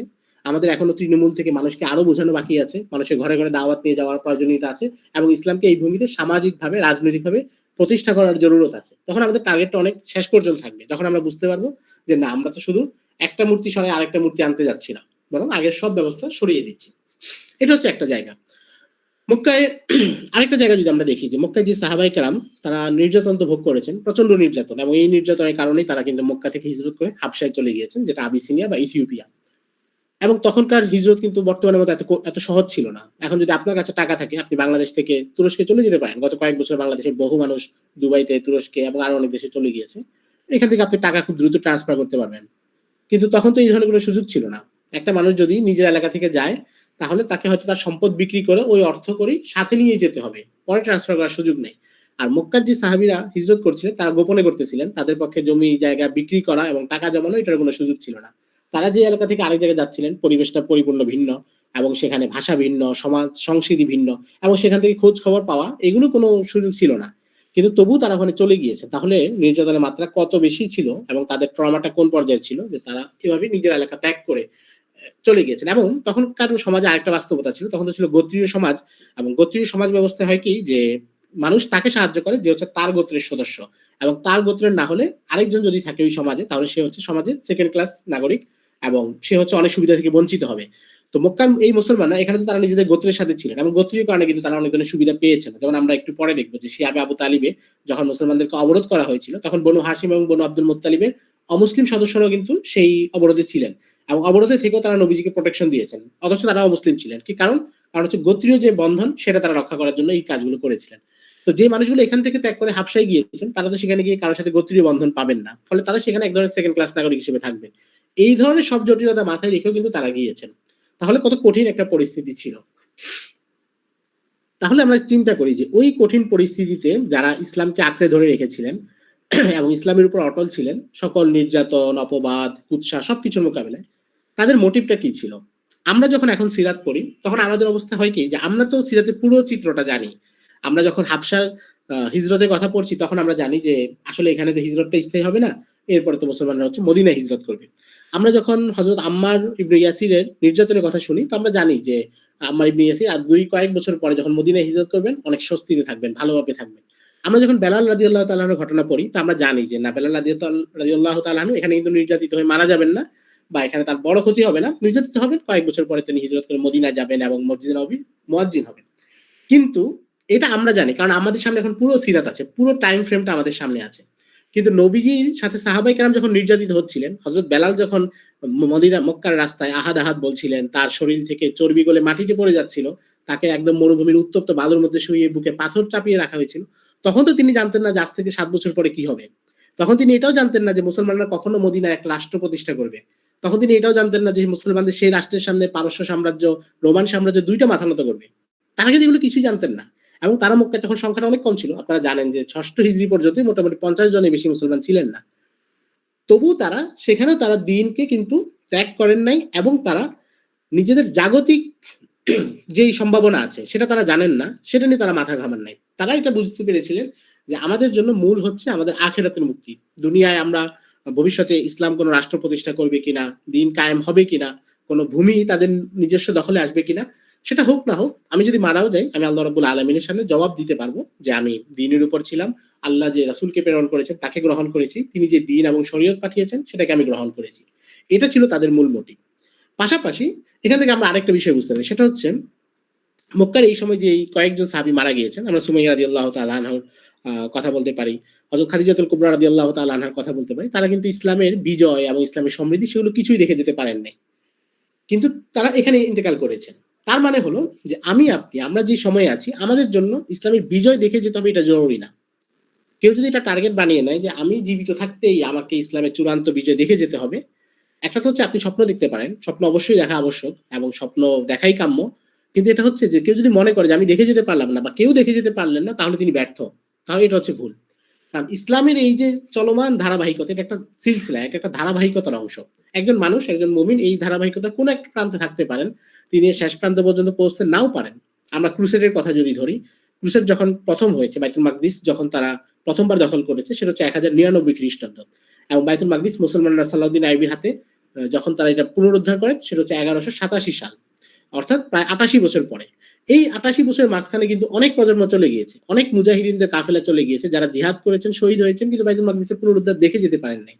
কিন্তু তারা যদি এটা মনে করতেন, বা তাদের পরে যারা এসেছে তারা যদি এটা মনে করতো যে আমাদের আগের লোকরা তো ব্যর্থ হয়ে গেছে, তারা তো বিজয় দেখে যেতে পারেনি, আমরা কি পারবো কিনা, এই চিন্তা করে যদি তারা হতাশ হয়ে যেত, মনোবল হারিয়ে ফেলতো, তাহলে কিন্তু সালাউদ্দিন আইবির কাফেলা জন্ম নিত না। মুসলমানদের বৈশিষ্ট্য হলো যে তারা টাইম এবং সময়কে তারা চিন্তা করে একটা সিলসিলা হিসেবে, যে সময়ের যে কোনো এক প্রান্তে আমি থাকতে পারি এবং এটার অন্য প্রান্ত পর্যন্ত আমি পৌঁছতে নাও পারি। উম্মতের কখনো বিপর্যয় আসে, কখনো সমৃদ্ধি আসে। একসময় মুসলিম উম্মার বিপর্যয় ছিল, আবার সমৃদ্ধি এসেছে, আবার বিপর্যয়, এভাবেই ইসলামটা চলে। কিন্তু কেউ যদি কল্পনা করে নেয় এবং নিজের জন্য এটাই করে নেয় যে আমি যদি বিজয়ী না হই তাহলে হচ্ছে আমি সাফল্য পাচ্ছি না, যেমন এগুলো আমাদের অনেক সময় আমাদের অনেক দায়ীদের মধ্যে এই ধরনের হতাশা দেখা যায় অনেকেই, এবং পেছনের অনেক আলেমের ব্যাপারে বা পিছনের কোনো বড় ইসলামিক চিন্তকের ব্যাপারে। যেমন কিছুদিন আগে একজন আমি দেখলাম, উনি নাম নেই বলি, মাওলানা মওদুদী রাহিমাহুল্লাহর ব্যাপারে বলছেন যে তিনি ইসলামিক বিপ্লব করতে চেয়েছেন, কিন্তু এটা হয়নি। কিন্তু হয় নাই বলে তার যে কর্ম এবং তার যে ইখলাস, সেটা যে প্রতিদান পাবেন না এটা না। মানে আমি বলতেছি এটা যে আমরা হতাশ হবো না। সিরাত আমাদেরকে এই জিনিসটা শিখায় যে যেই সাহাবায়ে কেরাম প্রথমত শিখায় যে আমি আপনি যেই জায়গায় আছি সেই জায়গা থেকে আমরা দিনের জন্য কাজ করব এবং দিনের জন্য মানসিকতা রাখবো। এখন ভবিষ্যতে এটা কি জয়লাভ হবে কি হবে না, বা আমরা সেই জয়ের প্রাঙ্গণে উপস্থিত থাকতে পারবো কিনা, সেটা আমাদের জন্য জরুরি না। কারণ এটা নিয়ে আমাদেরকে আল্লাহ রাব্বুল আলামিন প্রশ্ন করবেন না। আমাদেরকে প্রশ্ন করা হবে আমাদের জায়গা, আমাদের সময়, আমাদের সামর্থ্য অনুসারে আমরা কি করেছি সেটা নিয়ে। ফলে আমাদেরকে সেই জায়গাটা হচ্ছে ফোকাস থাকতে হবে। আর দ্বিতীয় বিষয় হচ্ছে যে আমরা একটা সিলসিলার মাঝখানে আছি, এখান থেকে আমরা দিনের কাজ করব, এবং আগে যারা গিয়েছেন তারা দিনের কাজ করেছেন, আমরা ওই দিনের কাজ করে একটা জায়গায় যাব যেখানে আল্লাহ রাব্বুল আলামিন বিজয় যেখানে নির্ধারিত তিনি রেখেছেন, যেই ভূমিতে যখন নির্ধারিত রেখেছেন তখনই হবে। কিন্তু আমরা আমাদের দায়িত্ব পালন করছি কিনা সেটার হিসাব নেওয়া আমাদের জন্য সবচেয়ে বেশি জরুরি, যে আমরা দ্বীনের পক্ষে আছি কিনা। মক্কার সাহাবায়ে কেরাম ঠিক এই কাজটাই করেছিলেন। তারা হিজরত করেছেন, অন্য সবকিছু করেছেন, তারা জানতেন না পরে কি হবে, কিন্তু তারা নিজেদের দায়িত্ব এবং নিজেদের দ্বীনকে আঁকড়ে ধরে রাখা, এখান থেকে কখনো বিমুখ হন নাই। ৩ নম্বর বিষয়ে আরেকটা বিষয় আমরা বলতে পারি, আপনি যদি দেখেন যে মক্কার যে ঘটনাগুলো ঘটেছিল, সেখানে কিন্তু কাফেরদের একটা অংশ মুসলমানদের প্রতি সহানুভূতিশীল ছিল, এবং বিভিন্ন সময় মুসলমানরা তাদের মাধ্যমে বিভিন্ন প্রোটেকশনও পেতেন। যেমন আবিসিনিয়ার হিজরতটা যখন শুরু হয়, তখন পরিস্থিতি আসলে অনেক বেশি কঠিন ছিল। এক পর্যায়ে আবু বকর রাদিয়াল্লাহু তাআলা আনহু তিনিও কিন্তু হিজরতের উদ্দেশ্যে যাত্রা শুরু করেন এবং জেদ্দা পর্যন্ত পৌঁছে যান। জেদ্দা দিয়ে তখন সাগর পার হয়ে আফ্রিকায় ঢুকে যেতে হতো, এবং সেখানে জাহাজ পাওয়া যেত। তো তিনি সেখানে পৌঁছার পরে মক্কার এক কুরাইশ সর্দারের সাথে ওনার দেখা হয়। সর্দার ওনাকে বলল যে আপনি কোথায় যাচ্ছেন?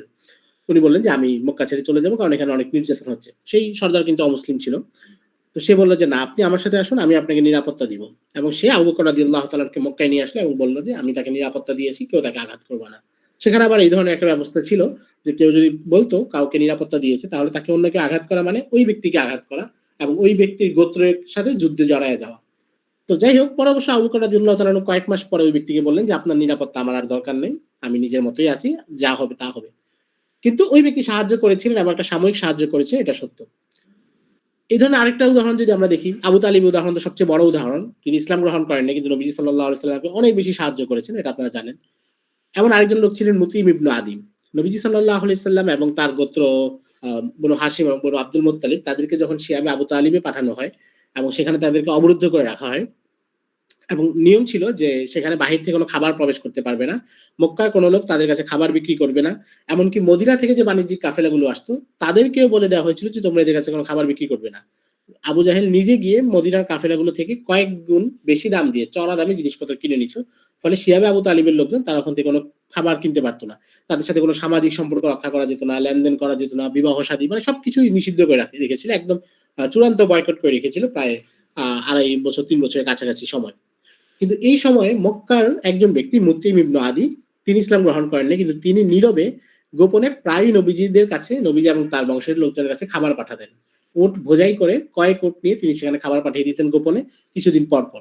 এবং আধুনিক কালের অনেক সিরাত লেখক সিরাতের বিভিন্ন বর্ণনা থেকে অনুমান নির্ভর যে সংখ্যা পাওয়া যায় সেটা হিসাব করে একটা আনুমানিক হিসাব করেছেন যে মোটামুটি ৫০ কোটি টাকার মতো ত্রাণ তিনি তাদের কাছে পৌঁছে দিয়েছিলেন, বিভিন্ন জিনিস, বিভিন্ন বিষয়। এবং এটা না হলে নবীজি এবং তার পরিবারের তার বংশের লোকজন তাদের সেখানে থাকা অনেক বেশি কষ্টকর হতো। এমনিতে অনেক কষ্ট হয়েছিল।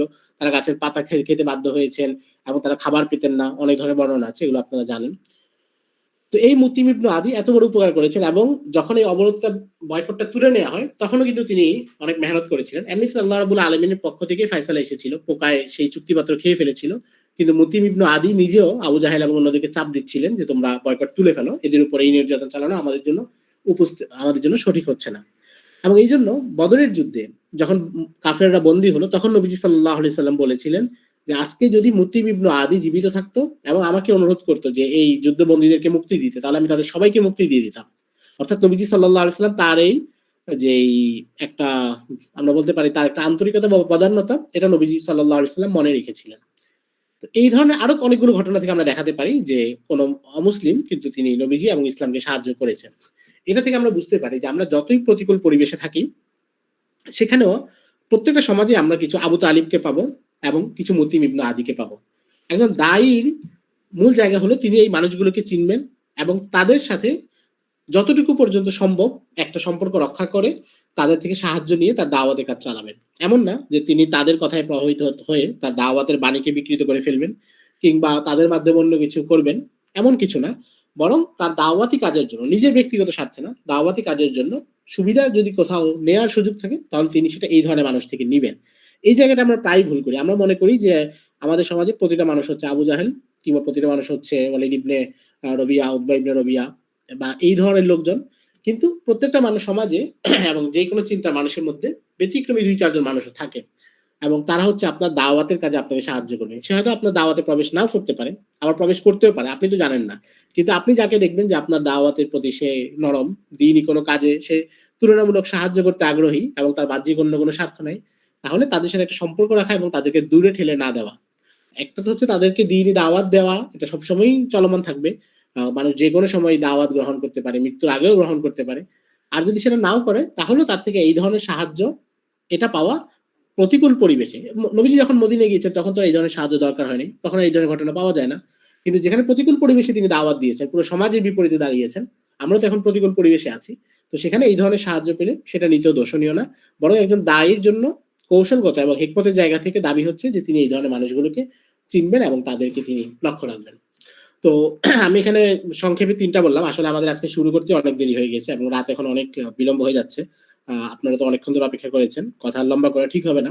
আমি এটা ৩ টা বললাম, কিন্তু আমি বলব যে আমরা যখন সিরাত পড়বো, সেটা মক্কি জীবন এবং এই ঘটনাগুলো পড়ে আমরা এগুলো নিয়ে একটু চিন্তা করব। চিন্তা করলে আমরা নিজেরা অনেক কিছু বুঝতে পারবো যে এখানে আরো অনেকগুলো বিষয় আছে এবং এখান থেকে আমরা আমাদের সমাজের অনেক বাস্তবতার সাথে মিলিয়ে বলতে পারবো। আমি কিছু শিরোনাম বললাম, কিন্তু আমরা যখন সিরাতটাকে আরো গভীরভাবে পড়বো, আপনারা এখানে প্রতিযোগিতায় যে সিরাতটা পড়েছেন, মোহরের নবুয়ত, খুবই সুন্দর একটা সিরাত। কাজী সুলাইমান সালমান মানসুরপুরি রাহিমাহুল্লাহ লেখা। কিন্তু উনার একটা বড় সিরাত আছে, আমি সবাইকে দাওয়াত দিব যে আপনারা ওই বড় সিরাতটা অবশ্যই পড়বেন। সেটার নাম হচ্ছে রহমাতুল্লিল আলামিন, ৩ খণ্ডে, এবং সেটা ঢাকায় বাংলা অনুবাদ হয়েছে মদিনা পাবলিকেশনস থেকে, এবং এটার ইংরেজি অনুবাদও আছে, আরবি তো আছেই, উর্দু আছে। যে যে ভাষায় পারেন ওই সিরাতটা অবশ্যই পড়বেন, এবং সেগুলো পড়ে আরেকটু চিন্তা করা সিরাতের ঘটনাগুলোকে নিয়ে আমরা আমাদের জীবনে কি কাজে লাগাতে পারি। কারণ আমরা শুরুতেই যেটা বলেছি, সিরাতে কোনো ঘটনা, কোনো নিছক উপন্যাস বা কোনো ঘটনার বই বা সাধারণ ইতিহাসের বই না, যে আমি একটা ঘটনা জানলাম, বদরের যুদ্ধে কোন পক্ষে কতজন সৈন্য ছিল, কোন পক্ষে কতজন নিহত হয়েছে, যুদ্ধের ফলাফল কি, এটা জেনে জানলাম, আমি বইটা রেখে দিলাম। ব্যাপারটা এমন না, বরং বদরের যুদ্ধে আল্লাহ নুসরত কিভাবে এসেছে, মুসলমানদের কৌশলগুলো কি ছিল, মুসলমানরা কিভাবে দ্বীনের জন্য ত্যাগ করার সর্বোচ্চ আকাঙ্ক্ষা নিয়ে ঝাঁপিয়ে পড়েছেন এবং জয় নিশ্চিত করে এসেছেন। সাহাবায়ে কেরামের প্রতি নবীজির আবেগ কি ছিল, নবীজির প্রতি সাহাবায়ে কেরামের আবেগ কি ছিল, যে তারা বলেছিলেন যে আপনি আমাদেরকে যতদূর নিয়ে যাবেন, বারকে গিমাত পর্যন্ত যদি নিয়ে যান, তাও আমরা আপনার সাথে থাকবো। আমরা আপনাকে বনী ইসরাইলের মতো সেটা বলবো না যে আপনি আর আপনার রব গিয়ে যুদ্ধ করেন। এই যে স্পিড গুলো, এগুলো আমাদের বোঝার ব্যাপার আছে এবং এগুলো ধারণ করার ব্যাপার আছে। আর সেটা করার জন্য হচ্ছে একটু থেমে থেমে পড়ে বুঝে বুঝে এবং অনুধাবন করা, একটু চিন্তা করা, এবং সিরাতকে নিজেদের জীবনের সাথে সম্পর্কিত করতে পারা, এবং অন্য একটা চোখে সিরাতকে দেখা, ওইটা যদি থাকে তাহলে হচ্ছে আমরা এখান থেকে আরো অনেকগুলো বিষয় বুঝতে পারবো ইনশাআল্লাহ। মাশাআল্লাহ, উস্তাদ অনেক সুন্দর আলোচনা করছেন। বিশেষ করে আপনার যে কথাটা ছিল যে আমরা যখন সিরাত পড়ি আমাদের সামনে পুরো চিত্রটা থাকে, কিন্তু তখন তো সাহাবারা জানতেন না যে তাদের উপর আসলে যে যে অত্যাচার হচ্ছে সেটা কোনো শেষ হবে কিনা। তো সে অবস্থায় আসলে সাস্টেন করা, এটা যে কতটা কঠিন আমি আসলে এর আগে অনুধাবন করিনি, এটা সত্য কথা আর কি। তো ঠিক আছে, আমাদের আলোচনাকে সামনে নিয়ে যাওয়া উচিত। তো এরপরে যে ঘটনা প্রবাহ, এটা যদি সংক্ষেপে বলা যায় যে তাদের উপর অত্যাচারের মাত্রা আস্তে আস্তে বাড়তেই থাকছিল। অবশেষে তাদেরকে শিয়া কাবিতালে বন্দী করা হয়, বয়কট করা হয়, আপনি যেটা বললেন আর কি। তো এখন যেহেতু সবকিছু বিস্তারিত আলোচনা করার সুযোগ নেই, আমরা সংক্ষেপে বলে যাচ্ছি। তো এর মোটামুটি 2.5 বছর পর তাদেরকে মানে অনেক কষ্ট সহ্য করার পর ফাইনালি আল্লাহ তাআলা যখন সাহায্যের মাধ্যমে তাদেরকে মুক্তি দিলেন, এই অবস্থায় আল্লাহ রাসূলের 2 জন কাছের মানুষ বিদায় নেন। তো এরপর কিন্তু অত্যাচারের মাত্রা আরো বেড়ে যায় এবং ইভেনচুয়ালি এমন একটা পর্যায়ে বিষয়টা পৌঁছায় যে একসময় আল্লাহ রাসূলকে হত্যা করার চেষ্টা করা হয়। তো এর আগে অনেক নবী রাসূলকে হত্যা করা হয়েছে, শহীদ করে দেওয়া হয়েছে, এটা আল্লাহর ফয়সালা। তবে কোন নবী রাসূল তাদের নিজের মানুষ মানে কাছের মানুষদের মাধ্যমে হত্যার যে হুমকি তার সম্মুখীন হয়েছেন কিনা এটা হয়তো আমার জানা নাই। তো এরপর আল্লাহ রাসূল হিজরত করেন। তো হিজরতের পর এবং আগের যে একটা তুলনামূলক অবস্থা, এটা একটু আলোচনা করা দরকার বলে মনে করি।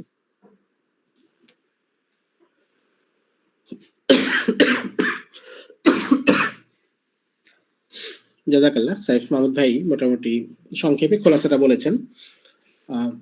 এটাও ঠিক যে হিজরতের যে প্রেক্ষাপটটা ছিল ওইটা একটু সংক্ষেপে আমাদের বলা দরকার, এবং বিশেষ করে আমি বলবো যে আমাদের বর্তমান যে প্রেক্ষাপট এবং পরিস্থিতি, এটার সাথে এখানে অনেক বড় একটা মিল আছে। সেই জায়গাটা আমি একটু দৃষ্টি আকর্ষণ করব। নবীজি সাল্লাল্লাহু আলাইহি সাল্লাম যখন মক্কায় প্রতিকূল পরিবেশে পড়ে যান, এবং বিশেষ করে তার চাচা এবং তার স্ত্রী খাদিজাতুল কুবরা রাদিয়াল্লাহু তাআলা আনহা, তাদের ইন্তেকালের পরে তিনি মানসিকভাবে খুবই কষ্টে ছিলেন, এবং এরপরে মিরাজের ঘটনা ঘটে। কিন্তু নবীজি সাল্লাল্লাহু আলাইহি সাল্লাম বুঝতে পারছিলেন যে মক্কায় এভাবে টিকে থাকা সম্ভব না, বরং তাকে কোনো শক্তিশালী মিত্রের পাশে যেতে হবে, এবং এই জন্যই তিনি তায়েফে সফর করেছিলেন। কিন্তু সেখানে তিনি প্রত্যাখ্যাত হয়েছেন, তায়েফের লোকজন তাকে গ্রহণ করে নাই, বরং কষ্ট দিয়েছে এবং আঘাত করেছে, রক্তাক্ত করেছে। এরপর নবীজি যে কাজটা করতেন সেটা হচ্ছে মক্কায় হজের মৌসুমে মেলা হতো, মেলায় বিভিন্ন গোত্র আসতো আরবের, তাদেরকে তিনি দ্বীনের দাওয়াত নিয়ে যেতেন এবং বলতেন যে তোমরা আমার দাওয়াত গ্রহণ করো এবং আমাকে নিরাপত্তা দাও, আমি তোমাদের কাছে চলে আসবো। তো তারা কেউই নবীজিকে গ্রহণ করে নাই। কেউ কেউ নবীজিকে বলেছে, 1-2 গোত্রের ব্যাপারে সিরাতে পাওয়া যায়। ইবনে শিহাব জুহরি রাহিমাহুল্লাহ একজন বড় মুহাদ্দিস, এবং প্রথম দিকে যারা সিরাত রচনা করেছেন 100 হিজরির আগে, তাদের মধ্যে গুরুত্বপূর্ণ তিনি।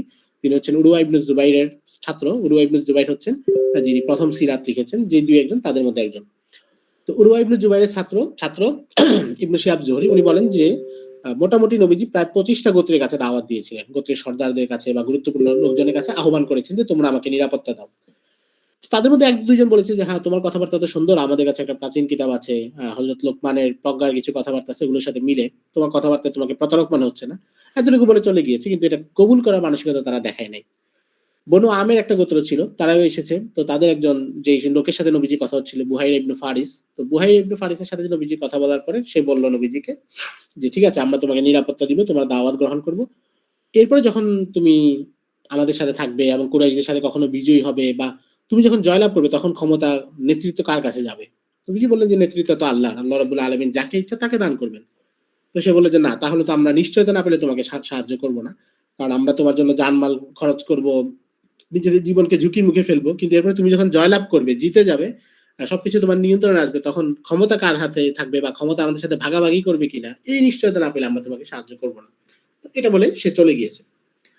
এবং নবীজি এই অবস্থায় কিছুটা মানসিক ভাবে কিছুটা বিপর্যস্ত অবস্থায় নবীজি প্রত্যেকের কাছে দাওয়াত দিয়ে যাচ্ছিলেন, দাওয়াত তিনি অব্যাহত রাখছিলেন। এবং দাওয়াত দিতে গিয়ে অনেক ধরনের কষ্ট মুখে পড়তে হচ্ছিল। তিনি যখন কোনো গোত্রের কাছে দাওয়াত দিতে যেতেন, পিছনে আবু লাহাব চলে যেত, কখনো পাথর নিক্ষেপ করতো, কখনো বলতো এই লোক পাগল, তোমরা তার কথা শুনো না, এই ধরনের কাজ কারবার করতো।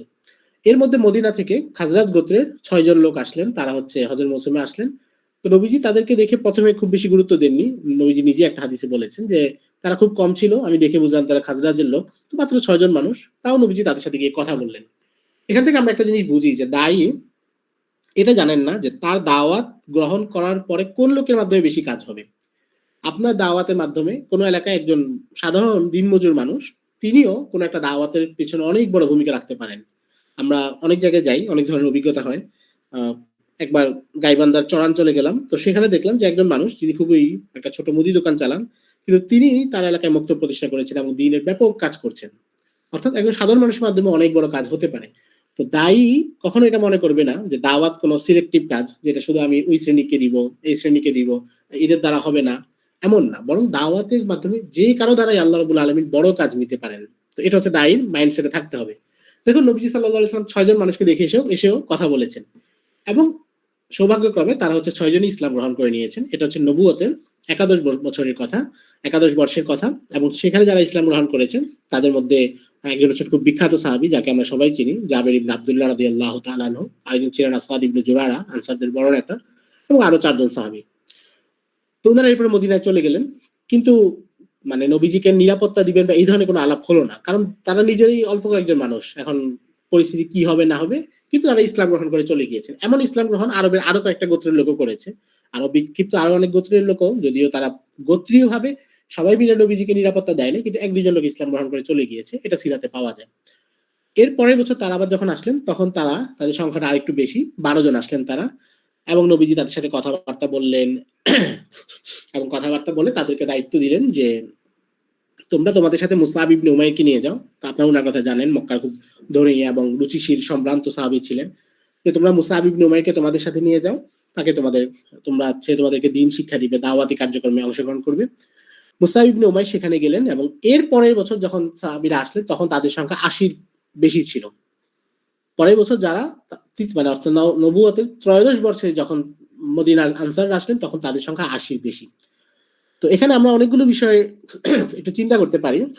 যে প্রথম কথা হচ্ছে আসলে মানে আমরা যদি সিরাতের প্রতি লাইন বাই লাইন পড়ি, তাহলে এখানে অনেক অনেক মানে অন্যরকম দিগন্ত এখানে খোলা থাকবে। যেমন একটা ছোট্ট উদাহরণ যদি দেই, আপনারা জানেন যে বাইয়াতে আকাবা প্রথমটা হয়েছিল অর্থাৎ যখন ১২ জন সাহাবী এসেছে তখন, আর দ্বিতীয় বাইয়াত হয়েছে এই ৮০ জনের বেশি যখন এসেছে তখন। তো সেখানে জাবির ইবনে আব্দুল্লাহর বাবাও আসছিলেন, কিন্তু উনি তখন ইসলাম গ্রহণ করেন নাই। তখন জাবির ইবনে আব্দুল্লাহ রাদিয়াল্লাহু তাআলার বাবাকে একজন, একটু পরে নবীজির সাথে দেখা হবে রাতের বেলা, মধ্যরাতে নবীজি তাদের সাথে দেখা করেছিলেন। তো ধরুন যদি এটা আমরা ধরি যে রাত ১টা বা ২টায় নবীজির সাথে তাদের বৈঠক হবে, আর এর একটু আগে ১ ঘন্টা বা ২ ঘন্টা আগে তাকে একজন সাহাবী বলছেন, কাব ইবনে মালিক রাদিয়াল্লাহু তাআলা আনহু, তিনি জাবির ইবনে আব্দুল্লাহর বাবাকে বলছেন যে আপনি তো আমাদের সর্দার, কিয়ামতের দিনে এটা কেমন লাগবে যে আপনাকে যদি আল্লাহ রাব্বুল আলামিন আগুনে পোড়ান, এটা আমাদের জন্য কষ্টকর হবে, আপনি দাওয়াত ইসলাম গ্রহণ করেন। এবং উনি সাথে সাথে ইসলাম গ্রহণ করে নিলেন এবং বাইয়াতে আকাবার সেই সম্মানিত জায়গায় তিনি থাকলেন এবং সদস্য হলেন। অর্থাৎ একটু আগ পর্যন্ত তার জীবনের জায়গাটা ছিল একরকম, কিন্তু দাওয়াত গ্রহণ করার মাধ্যমে এক এমন এক জায়গায়, এমন এক ইতিহাসের মহেন্দ্রক্ষণের সাক্ষী তিনি হলেন, যেটা হচ্ছে পুরো ইতিহাসে এবং পুরো সিরাতে তাকে একটা আলাদা জায়গা দিয়ে দিয়েছে।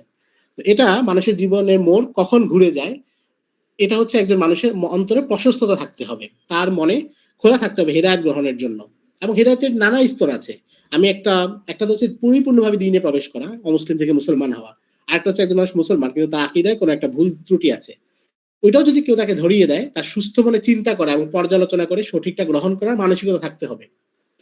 কিছু মানুষ আছে তারা হচ্ছে এমন যে তাদের আর এখানে কোনো উইন্ডোজ আপডেট নেয় না।